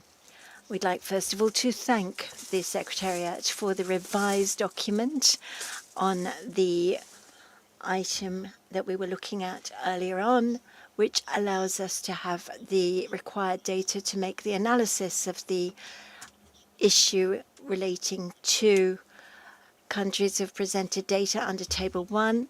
And secondly, we would like to simply establish the fact that in the case of Chile, throughout the COVID-19 pandemic, the refrigeration provision was necessary not only for the transport of food, but also the distribution of the vaccines themselves. And therefore, it is indispensable to point out that our country was not greatly affected in terms of the consumption of hydrofluorocarbons. However, we are entirely and well aware of the concerns that have been so ably expressed by those delegations of countries which were negatively affected by the situation relating to the pandemic, which obviously has placed difficulties on them being able to have financing. And in that regard, in the spirit of flexibility, which has always characterized the work of the Montreal Protocol, we hope that this discussion on the proposal put forward by Cuba will continue, and that it will bring along with it the opportunity so that all points of view can be heard in this forum. And in that line of thinking, we would like to point out that it would be advisable perhaps for the co-chairs to set up a contact group for this particular matter, in which case we would like to be a part of that contact group and provide our viewpoint on the matter. Thank you so much, Mr. Co-Chair. Merci à l'honorable. Thank you to the distinguished delegate of Chile. What I would like to do now is end the debate here and provide a conclusion. However, I see that there are further requests for the floor. What I'd therefore like to propose is that, if you will allow, I will give my conclusion, and then I will allow states parties to take the floor. We have followed these different interventions by parties with great interest, and we note that all of the statements have stated the same, that we should set up a contact group for parties to express themselves and be heard, and that after that we would have a draft decision. At this point, we will allow you to discuss this matter in depth so that everyone can come to a unanimous decision on the different points. Because this is a draft decision, it's not yet one which meets with the approval of all parties. We hope that we can allow all parties to provide their contribution on the adjustments that are necessary so that we can have an outcome document which is one which can be agreed to by all parties. Therefore, we are going to set up a contact group so that parties are able to meet to provide their contributions. And now I turn to those parties who wish to take the floor: Costa Rica, Canada, Malaysia, Argentina, Australia. Do these parties still wish to take the floor? Or within the contact group? It is up to you whether you wish to speak now in the plenary. Costa Rica, you have the floor.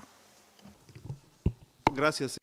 Thank you very much, Mr. Co-Chair. First of all, we would like to thank you for the establishment of a contact group to carry out these discussions and the issues related to the particular case of Cuba, which has been the same for other countries as well. We hope that the discussions of alternatives to this proposal will allow us to come to a good agreement that pleases everyone in the room. Thank you so much. And of course, you can count on me for my participation as well. Merci. Je donne la... Thank you. I now give the floor to Canada. Merci. Thank you very much, Mr. Co-Chair. Very briefly. Whether we still wanted to take the floor, I guess since I have the floor, yes, but it's just to say that, yes, we support that this issue be further considered in the contact group. We thank Cuba for putting forward this proposal. We remember discussing it at the meeting of the parties last year, and we acknowledge that it addresses legitimate concerns by Cuba and some other parties. We're not convinced that proceeding through an adjustment of the Montreal Protocol would be the best solution to address these issues, but we think that within a contact group we can look at the extent of the problem, try to identify the A5 countries that believe that they could have challenges, and then discuss, potential pathways, as have been suggested, to try to alleviate these problems for the A5 countries concerned. So we support discussion in the contact group. Thank you. Merci. Thank you very much, Canada. Malaysia, you now have the floor. Thank you, Mr. Co-Chair. Thank you, Cuba, for the proposal.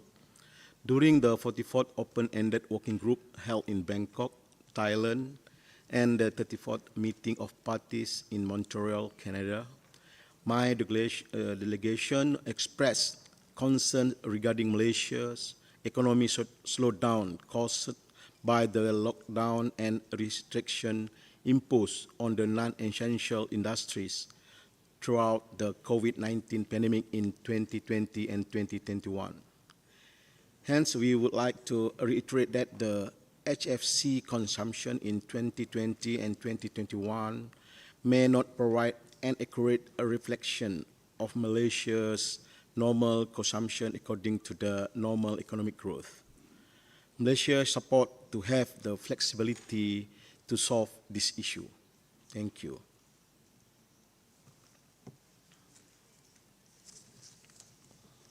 Merci à l'honorable. Thank you to the distinguished delegate of Malaysia. For those other parties who would like to take the floor, please would you be brief and concise. Argentina, please. Thank you very much, Mr. Co-Chair. We would like to reiterate our support for the proposal made by Cuba, as we have done from the beginning, because we understand that this is a very particular situation and it affects many parties, and therefore it's necessary for us to find a solution to this situation, which is an unusual one, and that we are facing for the first time under the Montreal Protocol. We need to diminish any kind of uncertainty by states parties and the possibility that there might be some inadvertent non-compliance for issues that are not under the control of parties. And we would, of course, also like to participate in that contact group to seek to find a solution to this matter. Thank you so much. Merci. Thank you very much. Argentina. Australia, you now have the floor. Thank you very much, Co-Chair. I think since our flag was still on, indeed we do wish to take the floor and add our views to this session and under this agenda item. We don't disagree with your proposed way forward, but we did want to make just a couple of brief comments on the proposal.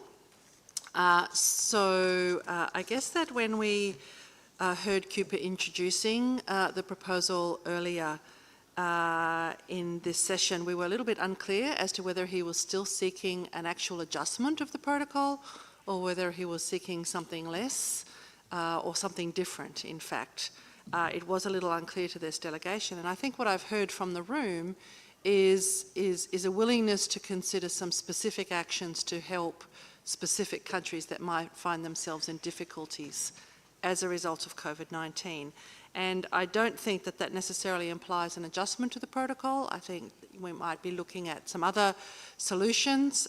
Parties have referred to the flexibility of Montreal Protocol parties in trying to find solutions, and I think again we will be in that position where we will be utilising flexibility and the procedures that we have under the protocol to try and find a way forward for those countries that do find themselves in difficulty. In that respect, like Cuba, like Chile, we are reflecting on the data that has been provided under agenda item 10A. And we do see that there are some countries that would definitely find themselves in difficulties as a result of the reduced imports in the baseline years. But we also see that there are some countries, even though they have reduced imports in those years, the construction of their baseline means that they still have considerable flexibility. So I think that the task for us as parties is to genuinely assist those countries that will have problems with meeting the freeze of their baseline and the first reduction step, but being conscious that there are parties that will not necessarily need assistance. So we just wanted to put those few comments on the record, and we're very happy to participate fully in the contact group. Thank you. Merci à l'honorable délégué. Thank you, distinguished delegate of Australia. I give the floor to Egypt. Could you please be brief and concise? Yes, thank you, Co-Chair, and thanks for all previous speakers. Thanks to the proposal for the contact group. Actually, I'm listening carefully to the debates, and yes, most of the countries, they have complication and negative impact. It's not only Cuba or few people, but yeah. But my proposal, the freeze is after 6 months, and we are confused actually. How, if we cannot reach a decision and we continue talking and talking, what will be the solution? This is very important. We have to reach a decision very quickly, and so we can adjust our preparation for the phase down and everything. But now we are a bit lost, actually. So I hope that the contact group can solve all these issues, and I'm begging all parties to be very flexible and reasonable. So let us wait and see what will come. Thank you very much. Merci à l'honorable. Thank you, distinguished delegate of Egypt, for voicing that concern. We are now going to give the floor to the United States. Thank you, Co-Chair.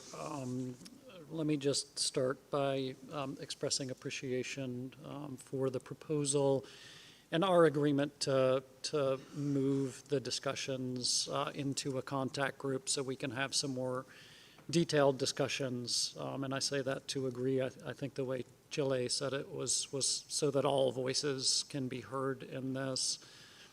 I just wanted to put a few quick remarks on the record. I won't go into detail. I think one of them is, I think one thing is it's important that we understand, I think with greater specificity, specifically which countries find themselves in a difficult position here, because then I think we can think about what sort of the best, most appropriate approaches to help resolve some of the concerns that have been raised. So I think in the contact group, that's one thing we will want to do, is I think hear specifically from countries who are explicitly concerned with the baseline.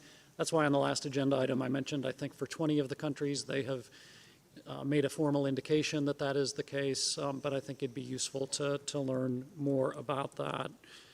The second item that I wanted to mention, I think we have to get to in the contact group, is the adjustment proposal looks at using prior years of consumption and production data, and so I think we need to understand a little better what the availability is of that data. For example, in Table 1, for many countries, well, for all countries, the data does not stretch back to 2015, but for many of them, it doesn't even include the 2018 and 2019 data. And then, so I think what we agreed to last year was quite helpful. I think we do actually have a lot of data now to look at. One of the reasons I think it's useful to do that is when we negotiated Kigali, we included, the baselines aren't just the average consumption from 2020 to 2022. They actually include a component of the HCFC baseline. So, in looking carefully at the data, I think the baselines, listen, they look very different amongst the A5 countries. Some countries have a very large component of the HCFC element of their baseline, and for some other countries it's quite small. And so I think that's also a factor that may be raising some concerns here is that I think the way the baseline is structured plays out differently, among differing countries. So I'll save further thoughts for the contact group to sort of dig into the details and just say we look forward to getting a better understanding of some of the specific concerns and thinking about ways where we can work together to find a solution so that we can move forward. We had a major accomplishment in Kigali. We want to build on that, and we need to find a way to work together to make sure that we can all move forward with that progress. Thank you. Merci à l'honorable. Thank you, distinguished delegate of the United States. I would like to make a comment at this stage. On my list, I have 4 countries: Ethiopia, Nigeria, the European Union, and China. We are going to hear from these 4 countries, and then the list will be closed. After China, no further statements on this point. I do beg you, we're already behind on our agenda for today. So, given that, I give the floor to Ethiopia. Thank you, Co-Chair, for giving the floor. Ours is very brief. We were listening the explanation carefully, and from the data we have received from the Secretariat, we observed further discussion required. And thank you for the proposal for establishing the contact group on this matter. And we also thank Cuba for bringing the CRP. We look forward to discussion details in the contact group. Thank you. Merci. Thank you, distinguished delegate of Ethiopia. Nigeria has the floor. Thank you, Mr. Co-Chair.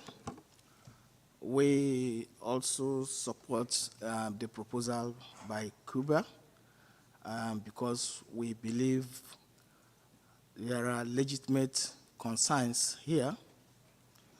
My delegation is also of the view that the subject merits further discussions, and we are ready to participate actively in such engagements. Thank you. Merci. Thank you, Nigeria. I give the floor now to the European Union, and then China, and then that will be the end of our list. Thank you. European Union, please. Chair, we noted your calls to be brief, so I'll try to be. We appreciate the paper made by Cuba. It's an important topic, and in that context, we also welcome the report made by the Secretariat and the additional clarifications we received this morning that indeed clarify all the data present. We looked at that data with great interest, and we noted that the picture is quite heterogeneous. The countries that indicated concern are fairly limited, and within that group there are also very different patterns. So for us, we like the idea of a contact group so we can engage, and we would like to better understand what are the drivers behind some of the consumption profiles. And I think once we have that discussion, we can also better engage on what could be the specific IDs, appropriate ways of addressing these. Thank you very much. Merci beaucoup. Thank you very much, European Union. China. Je vous en prie.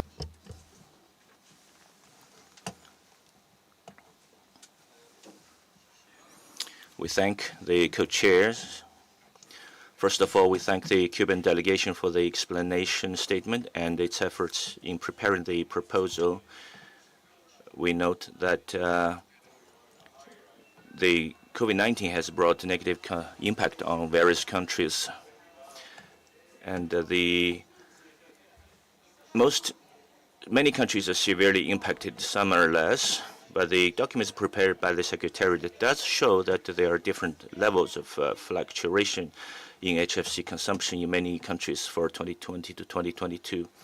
particularly in 2021 and 2022. In general, we believe that the success of the protocol is based on the efforts of all countries to comply with the protocol. If any country encounter difficulties and cannot meet their compliance targets, it's not something we wish to see. So we hope that we hope to say that China supports the establishment of a contact group to have a further discussion on this, so as to form creative and feasible solutions. Thank you. Merci à nos. Thank you, distinguished delegate of China.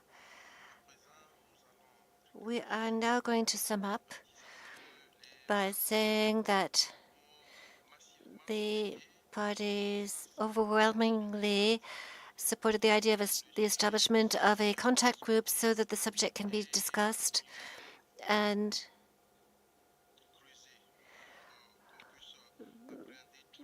further elaborated upon so as that all of the aspects of the issue can be addressed. On that note, the contact group has been established, and the mandate of that group is to consider the proposal for an adjustment submitted by Cuba. And in the process, it's also necessary to consider the other possible solutions that were mentioned by the delegations during this plenary meeting.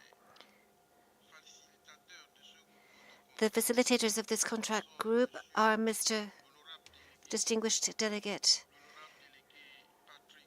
Patrick from Australia and the Distinguished Delegate Juan Jose Galeano from Argentina. So the contact group has been established, and we will be looking forward to them coming back to report on their work. Thank you very much.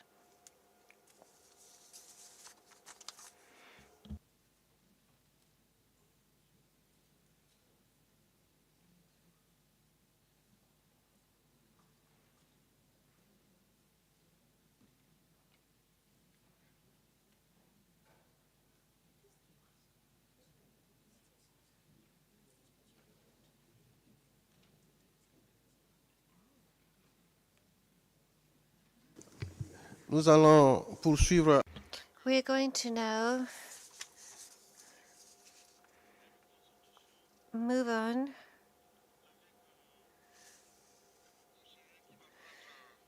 and my co-chair will guide our work on the agenda item on strengthening Montreal Protocol institutions. We return back to agenda item 5, strengthening the Montreal Protocol institutions, including for combating illegal trade, based on decision 34.8, sorry. And we come back and we close the list, and those were 4 delegations that would like to have the floor. That's Tanzania, Senegal, Maldives, and Chile. And I would like to give them the floor to make their statements or put forward their ideas, and then I will present the way forward. So I see Chile now on my list, but I also had Tanzania, Senegal, and Maldives. So first and Chile. Muchas gracias. Thank you very much, Co-Chair. We would like to express our most sincere thanks to the Secretariat for organizing this important workshop on strengthening the effective implementation and enforcement of the Montreal Protocol. This initiative gave us an invaluable opportunity to improve national capacities and to better protect our environment. We also wish to convey our thanks to the panelists and rapporteurs for their active participation and the valuable exchanges of views that occurred during this event. As a delegation, we think it is of utmost importance to have specific actions organized which strengthen institutions, and this will give incentives to countries to join in this process. We think that in so doing, we can significantly reduce the existing gaps between the import and export situation. This is what is most important, to work together to have more consistency and transparency in reports, which will help to ensure the effective implementation of the protocol. Also, we believe that through these activities, countries will have a chance to improve their monitoring, reporting, verification, and confirmation of the controlled substances. This is a matter of international cooperation which is important for manpower and capacity building and further enforce the protocol. However, as a delegation, we also think there are also ways of improving the situation, that is including interpretation in all official languages of the United Nations. This would allow for more inclusive participation and better understanding of the debates and the discussions on the part of all participants. Linguistic diversity is a fundamental value, and we must make every effort to ensure that all participants can express their views and be heard.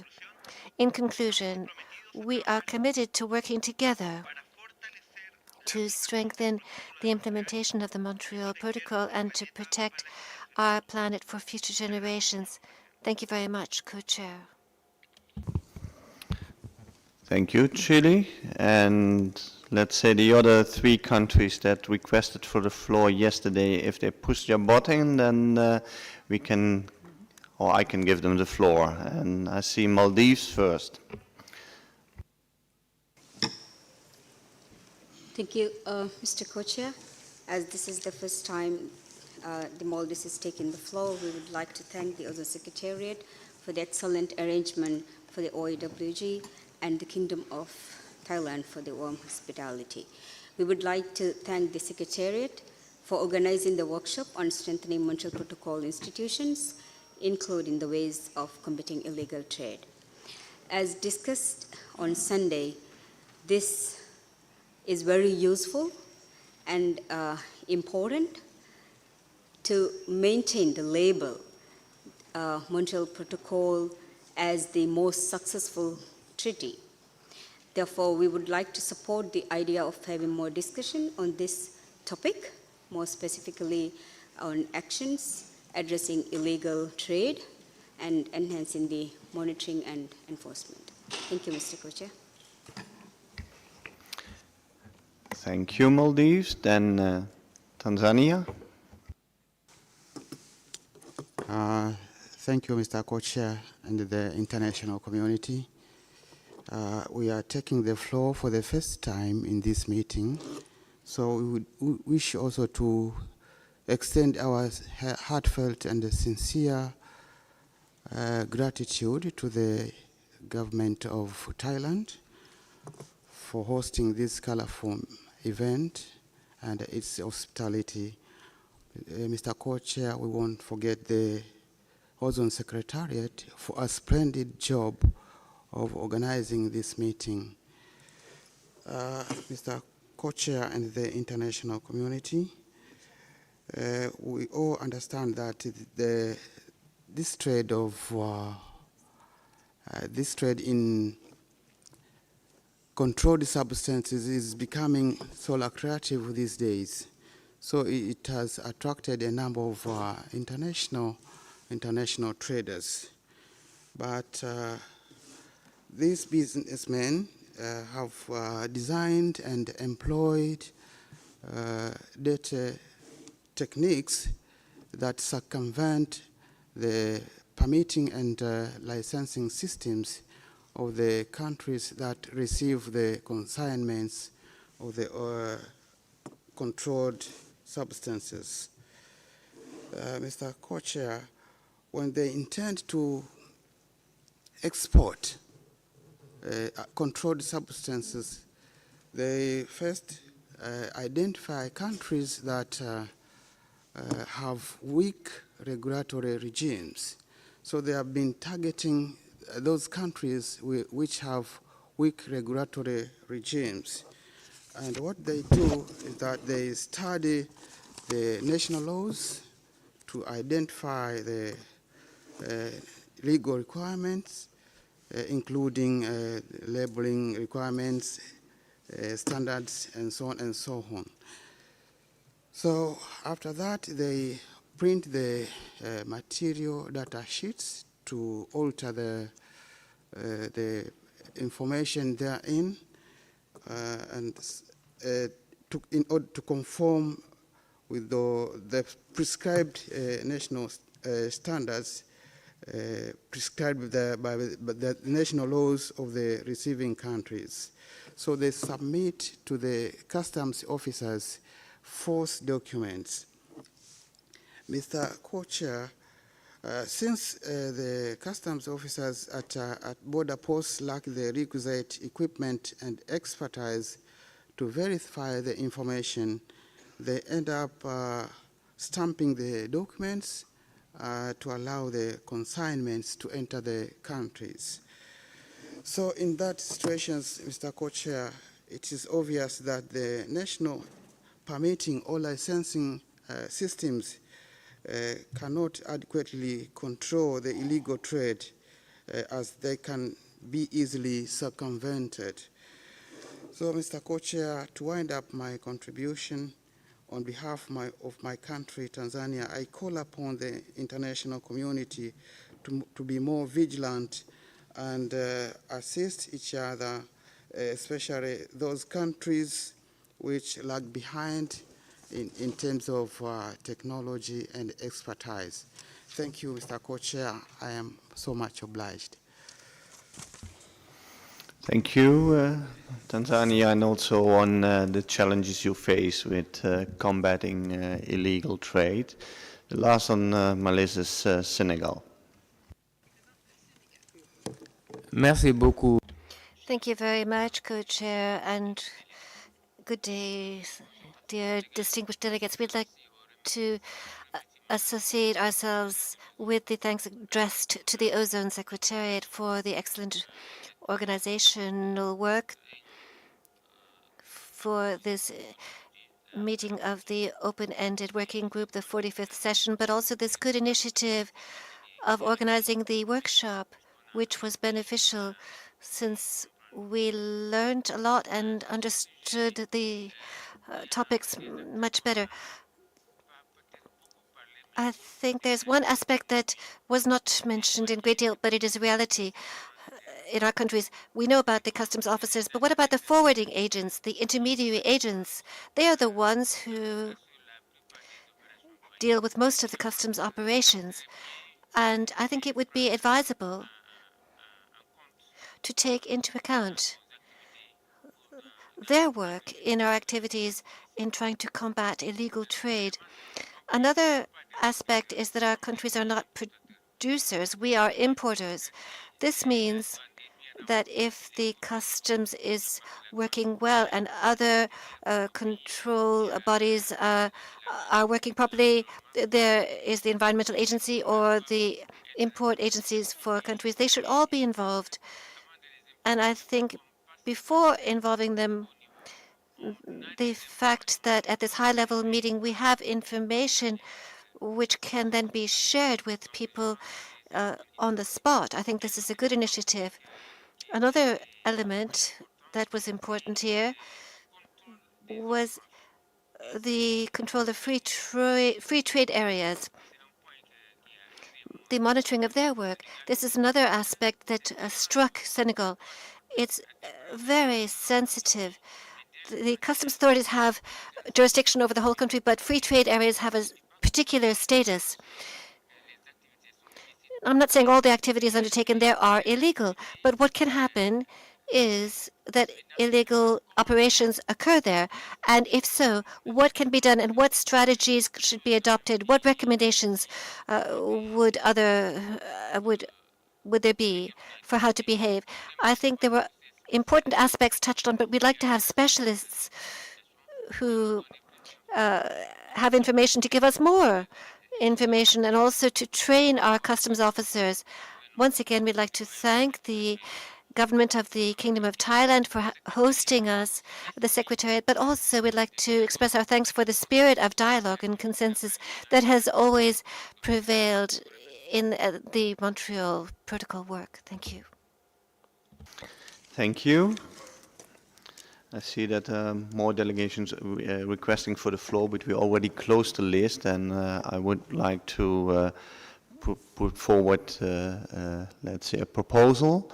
And I think those issues also can then taken up in an informal group that can explore, let's say, the ideas that were raised here and the issues that were raised here in this meeting. And I also heard a delegation that was thinking of, based on the discussions in the group, maybe to prepare a CRP or another way forward. So my proposal is to start a group, informal group, and let's say we will have one time at least, but depending also what time we will end this meeting, the plenary, let's say at least one time. We don't know if we have more time available afterwards, so make good use of that, let's say at least the first meeting. And for the facilitators of the group, I would like to mention that from the Maldives, Miruza Mohammed, and from Denmark, Martin Bjornholz are available. Time and venue of this informal group will then be made available, if that's acceptable to you.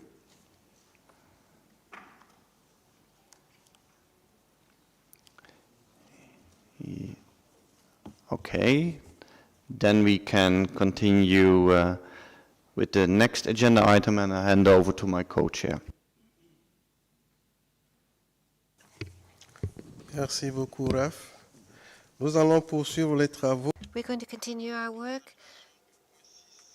Moving on to agenda item 6, which relates to energy efficient and low or zero global warming potential technologies. We're going to focus initially on 6A on the agenda relating to the TEAP report. In fact, the 34th meeting of parties took the decision 34/3 concerning improving access to and facilitation of a transition towards energy-efficient technologies and low or zero global warming potential technologies. In paragraph 1A of decision 34/3, the TEAP was requested to include in its progress report of 2023 information on some relevant aspects. In addition, in paragraph 1B of the decision, the panel was asked to include updates on energy efficiency while reducing GWP in the sectors of refrigeration and heat pumps in this progress report and the quadrennial report starting from 2023. In this connection, TEAP has established a working group to comply with this decision, and the report of this working group is included in supplement 17 to the 2023 progress report of the panel, which is available on the portal of the website of the Secretariat, and an analytical study of the report of the working group appears in Annex 2 of Addendum 2 to the Secretariat note. I am now going to invite the working group of TEEP to the rostrum and ask them to present their report to us. Après la présentation, After the presentation, there will be an opportunity for questions, comments, and clarifications. TEEP, you have the floor.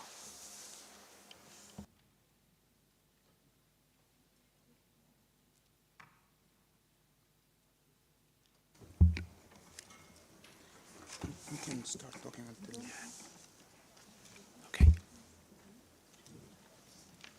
okay. Nous allons leur laisser le temps de se compter. We will allow them a moment to get their papers in order.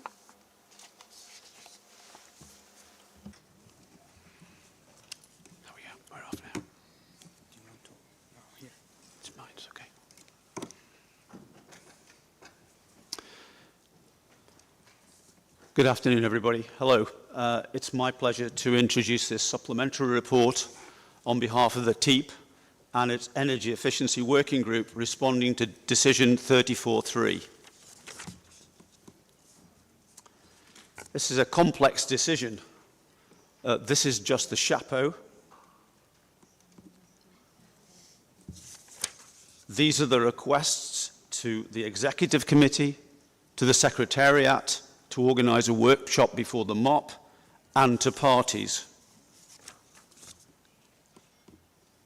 And these are the 6 specific requests to the TEEP that we'll be discussing today.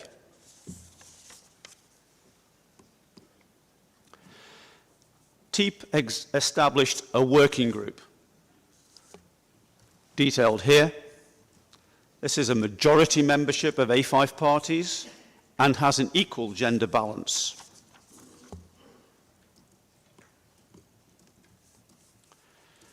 This is the supplementary report structure.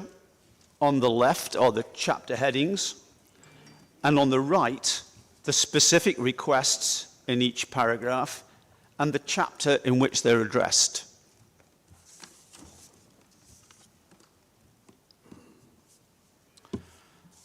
Moving to our presentation. First, in Chapter 1, there are some key messages from previous reports. Energy efficiency provides substantial added value in terms of climate benefit to the Kigali Amendment for the phase-down of HFCs. And although low GWP, high energy efficiency RACHP equipment is now available worldwide, it's not accessible everywhere. Sorry. And we suggested that national ozone units should be coordinating with national energy and climate authorities on some important issues such as policy, avoiding dumping, improving servicing, numbers and quality, and focusing on reducing energy use and refrigerant conservation. In chapters 2 and 3, we introduce a systems-level approach to RACHP equipment, efficiency, that looks at the whole process. This requires an understanding not only of the RACHP equipment performance itself, but also the cooling loads and energy sources. Please do read the report for more details, but first, a few key points.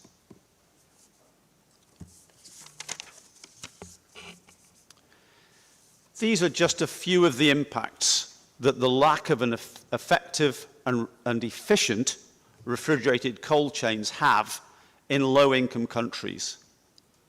There is a huge economic and health impact. Just 2 examples. We have this rather crazy paradox that in hot low-income countries, only 20% of food gets refrigerated, whereas in much cooler, high-income countries, 60% of food gets refrigerated. And secondly, 1.5 million people die of vaccine-preventable diseases at the same time as billions of dollars of vaccines are wasted. Now, food and vaccine loss can be minimized by expanding cold chain infrastructure in a sustainable way, using low GWP and energy efficiency technologies. Cold chains are complex temperature-controlled supply chains. On the top panel, going from left to right, so-called farm to fork, and on the bottom panel, vaccines from manufacturer to the patient's arm. Every link in these chains is critical for the whole chain. Break it at one point, and the whole thing falls over, and food and vaccines get wasted. And a critical point, the greatest efficiency is needed at every step to reduce overall energy demand. Same principles apply with space cooling, which uses about 10% of global electricity and is increasing. The cooling load and energy use are lower in efficient buildings, with a focus on design, insulation, leaks, lighting, and windows. There really is synergy with the efficiency of HVAC equipment, which requires a system-level approach to cost effectiveness. So 1 and 1 really can make 4. So for example, in the Build ME project in the Middle East, in residential buildings, they managed to achieve a 75% energy saving through integrated, cost-effective interventions detailed here, of which the efficiency of the HVAC equipment is only one factor.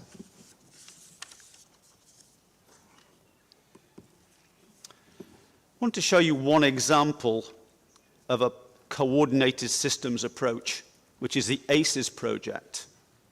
And this is designed to develop energy-efficient and climate-friendly cold chains at scale.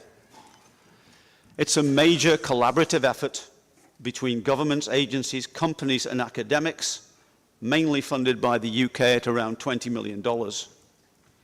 It's a regional model with the hub, I think appropriately, based in Kigali, with so-called specialist outreach and knowledge enterprises, or spokes, in Kenya, Lesotho, and Senegal, and replication in early stages in Haryana and Hyderabad in India. These aims include providing technical business assistance and training, starting right from smallholder farmers and rural communities, building a skilled engineering workforce for installation and maintenance of the whole cold chain from that farmer through to the end, optimizing the use of low GWP and high efficiency equipment, and conducting research on the nutritional and health benefits.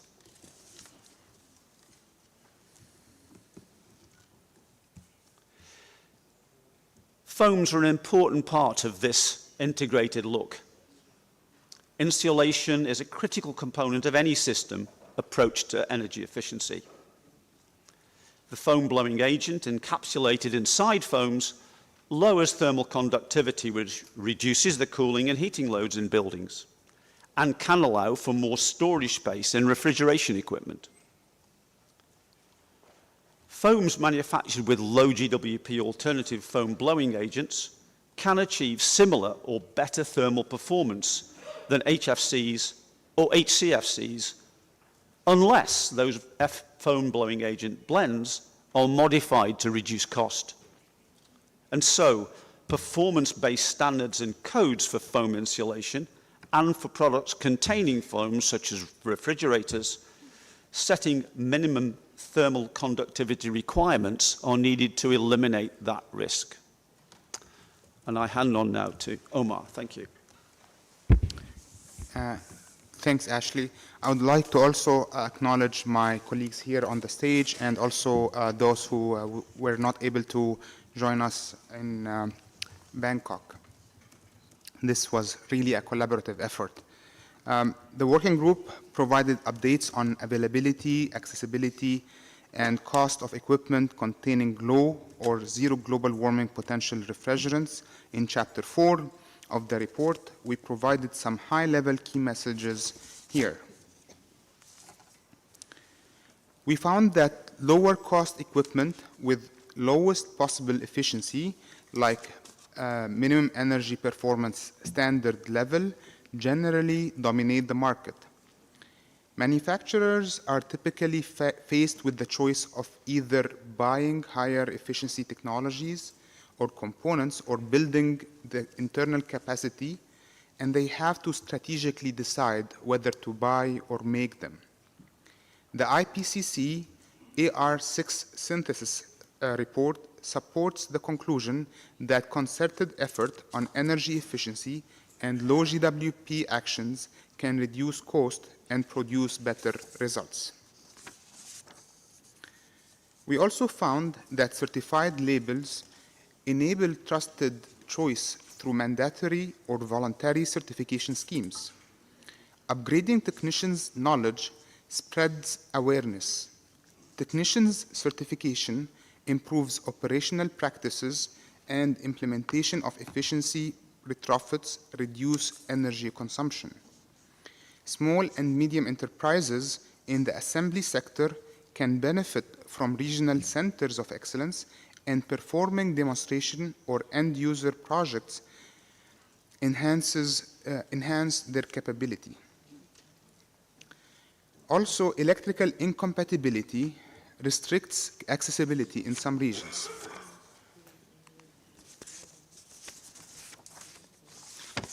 For electric vehicles, there is a fast growth in the switch towards heat pump technology with a focus on using lower GWP refrigerants. Another potential cost-saving opportunity is the use of waste heat and waste cold recovery technology. This is an integrated approach to energy systems which reduces the need for energy generation, adds flexibility, and reduces emissions. TEEP also looked at testing equipment and procedures for validation of energy efficiency claims to enforce minimum energy efficiency standards and labels and voluntary labeling programs. This is detailed in Chapter 5 of the report. This figure shows the general ecosystem for the energy efficiency, including MEPS, testing and certification, measurement, verification, and enforcement. We found that measurement, verification, and enforcement are really important for energy efficiency ecosystem. However, the cornerstone of which are the energy test methods, which should evolve to adapt with new products and technology development. They also require qualified testing facilities, laboratories, test equipment, trained personnel, and operating procedures. Certifying and enforcing compliance safeguard energy efficiency-related climate and cost savings. Also, product registration is effective in tracking compliance. On this slide, we show an example for the variation in just one product. We pick here room air conditioners, test standards in 8 countries. They are using 3 different reference standards and have 8 different energy efficiency metrics. This makes global competition only possible for large manufacturers with significant resources and reduces global competition. This chart shows the need for harmonization. Here we show that setting up test laboratories can be quite resource expensive as shown on these figures for air conditioners and refrigerators. Some options for low-cost, high-quality testing include pooling the resources of neighboring countries by forming regional testing laboratories relying on existing test facilities from the country of origin and cooperating with existing test laboratories in the private sector or at technical universities. Certification and compliance is an important component. It can be achieved via supplier's declaration or conformity, or supplier's declaration of conformity or third-party testing and certification. This table, which you can also find detailed in the report, provides all the information on how to achieve the certification and compliance and the benefits on each path. In Chapter 6, we discuss barriers to consumer and business acceptance of the adoption of more energy-efficient products and equipment containing low or zero global warming potential refrigerants and potential means to address them. We found that dumping of low energy efficient products in low-income countries where the lack of knowledge and high cost of purchase for energy equipment is the main barrier. Some ways to overcome these barriers include consumer education, reducing the investment risk through mechanisms such as rebates, on-bill financing, and others. Also, including better regulation and enforcement, like banning import of used equipment, developing maps, investment in measurement, verification, and enforcement, also upgrading and developing training materials for technicians. For Chapter 7, we were tasked to look into the potential co-benefits, and here we took two approaches. First, a global scale using the HFC Outlook model, and project level using the joint investment framework. On a global scale, our modeling showed that RAC HP growth is massive. This is driven by wealth and population in warm, hot regions. Under the business as usual scenario, the cooling capacity grows by a factor of 3 between 2020 and 2050. Even higher growth may occur due to rising global temperatures and improved access to cooling. Without improved energy efficiency, energy use will also rise by a factor of 3. This would result in significant CO2 emissions, very large investment in new power plants, and leaving end users facing high energy costs. Modeling shows that energy efficiency policies can significantly reduce energy consumption in the future. As shown by the yellow line here, even with a factor of 3 increase in global cooling capacity, the global energy consumption is increased by only 8% under the high energy efficiency gain scenario. Investment in RAC HP energy efficiency creates significant power generation savings. Global peak power requirements will be reduced by 1 to 1.5 terawatts, avoiding building 1,000 to 1,500 large power stations, each with 1,000 megawatt. Savings 2 to 3 trillion US dollars. This chart shows that the comfort cooling has larger impact compared with cold chain applications. When looking at the indirect greenhouse gas emissions, it is important to consider the electric grid carbon emissions. It is also important to understand that future electricity decarbonization pathways and their impact on the future prediction. Countries have different electricity grid carbon factors, and plans for decarbonization. Some have plans for zero carbon grids by 2035. Some have plans for zero carbon grid by 2100 or even later. Kigali amendments to the Montreal Protocol effectively phases down the direct emissions as shown by the reduction in the blue area shown on this diagram. To maximize the environmental co-benefits, we need to improve the rack HP energy efficiency in order to curb the orange area shown on the graph. As shown in the year 2050, the remaining direct emissions are the most important to work on, and this is the heart of the Montreal Protocol.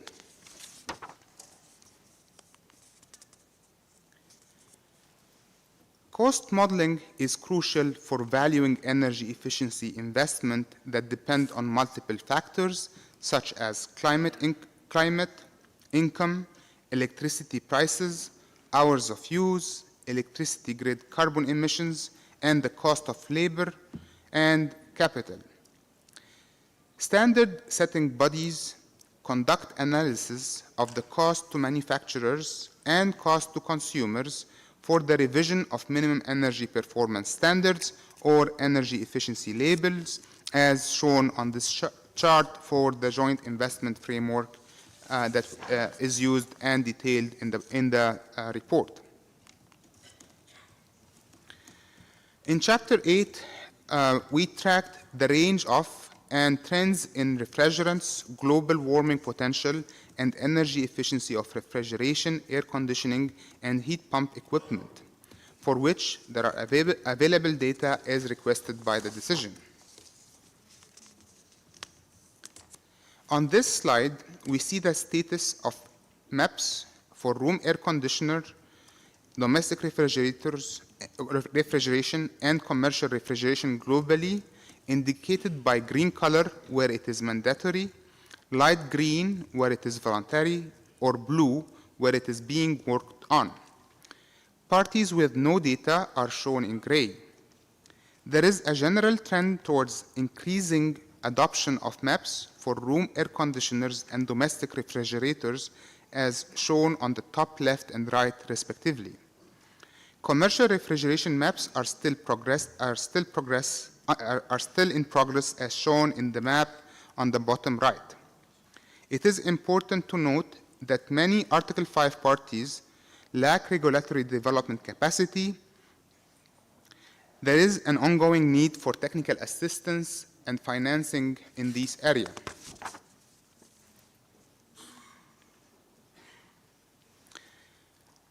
There is a global trend towards the use of lower GWP refrigerants driven by the Kigali amendments to the Montreal Protocol.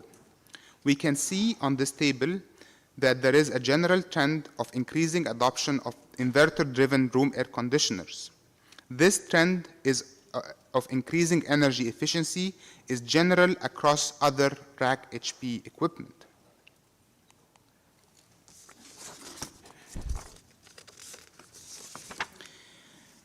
In Chapter 9, TEEP presents two examples for the parties to consider to estimate the cost for implementing energy efficiency while phasing down high global warming potential refrigerants.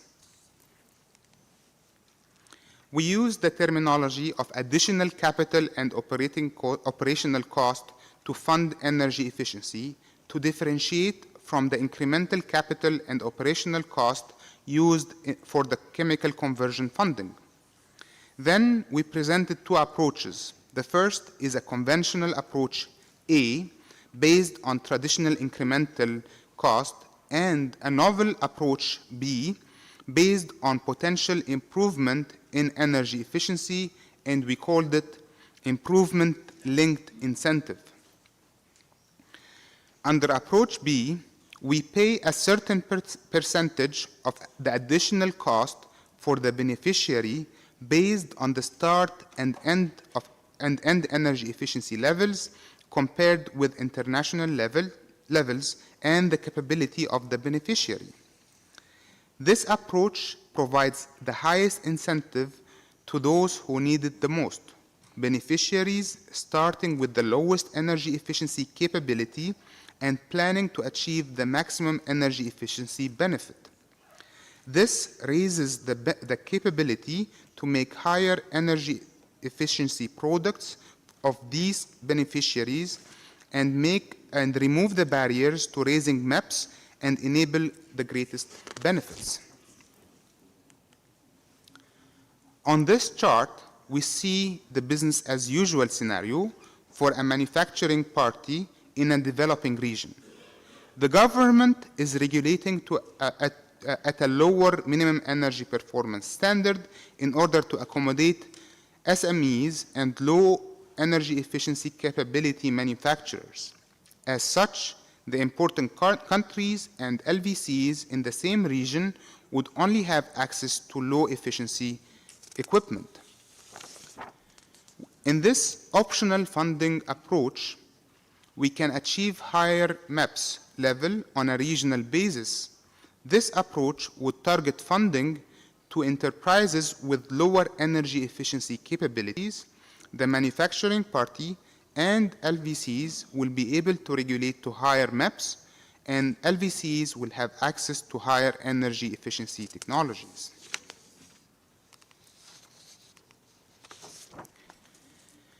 Funding energy efficiency matters. This chart shows the technology learning curves, which shows that additional energy efficiency costs are expected to decrease as enterprises learn by doing and increase capacity. It is important to note that it can take several years for companies to recoup the initial investment. CEC noted on this chart refers to central air conditioners, and RAC refers to room air conditioners. Now I hand over the stage to my co-chair.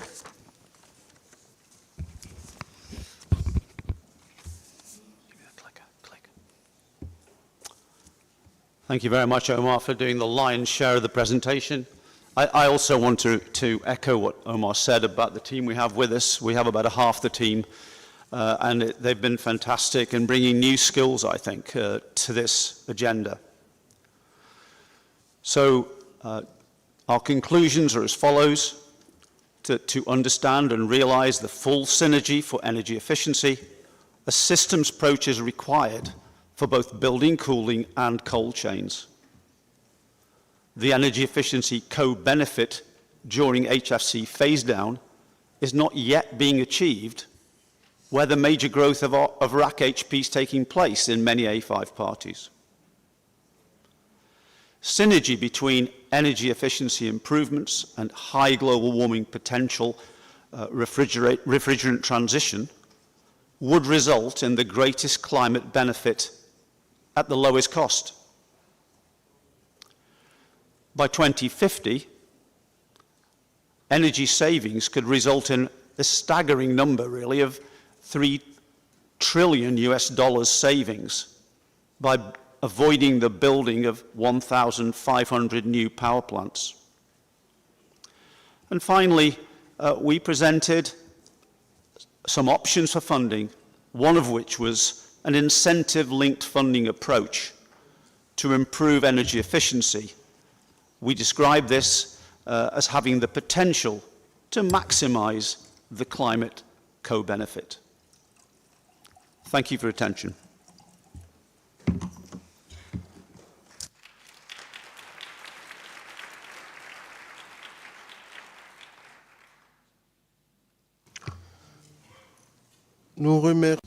Thank you so much, Teep, for the excellent work and for the presentation of this progress report.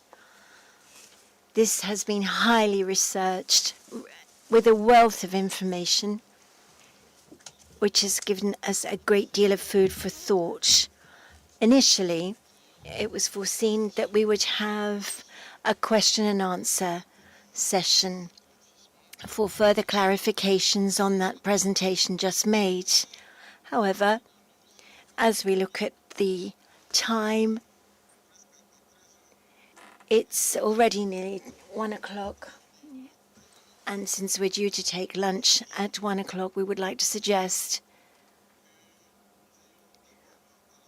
that we go ahead with the lunch break right now, and as we come back at 3 o'clock, we can start again with the question and answer session for this progress report. I believe that this proposal would meet with the agreement of states parties, but if there are any,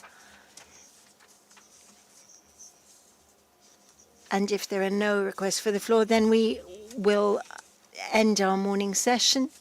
And I would just like to ask the Secretariat if there are any housekeeping announcements to be made just now. Good afternoon, delegates. The Secretariat would like to assure our funded participants that we are working closely with our Geneva colleagues to resolve the issue of the cash upload on the cards with the Swiss bankers. We sincerely apologize to our participants for the inconvenience this delay has caused. We thank you for your understanding. Thank you.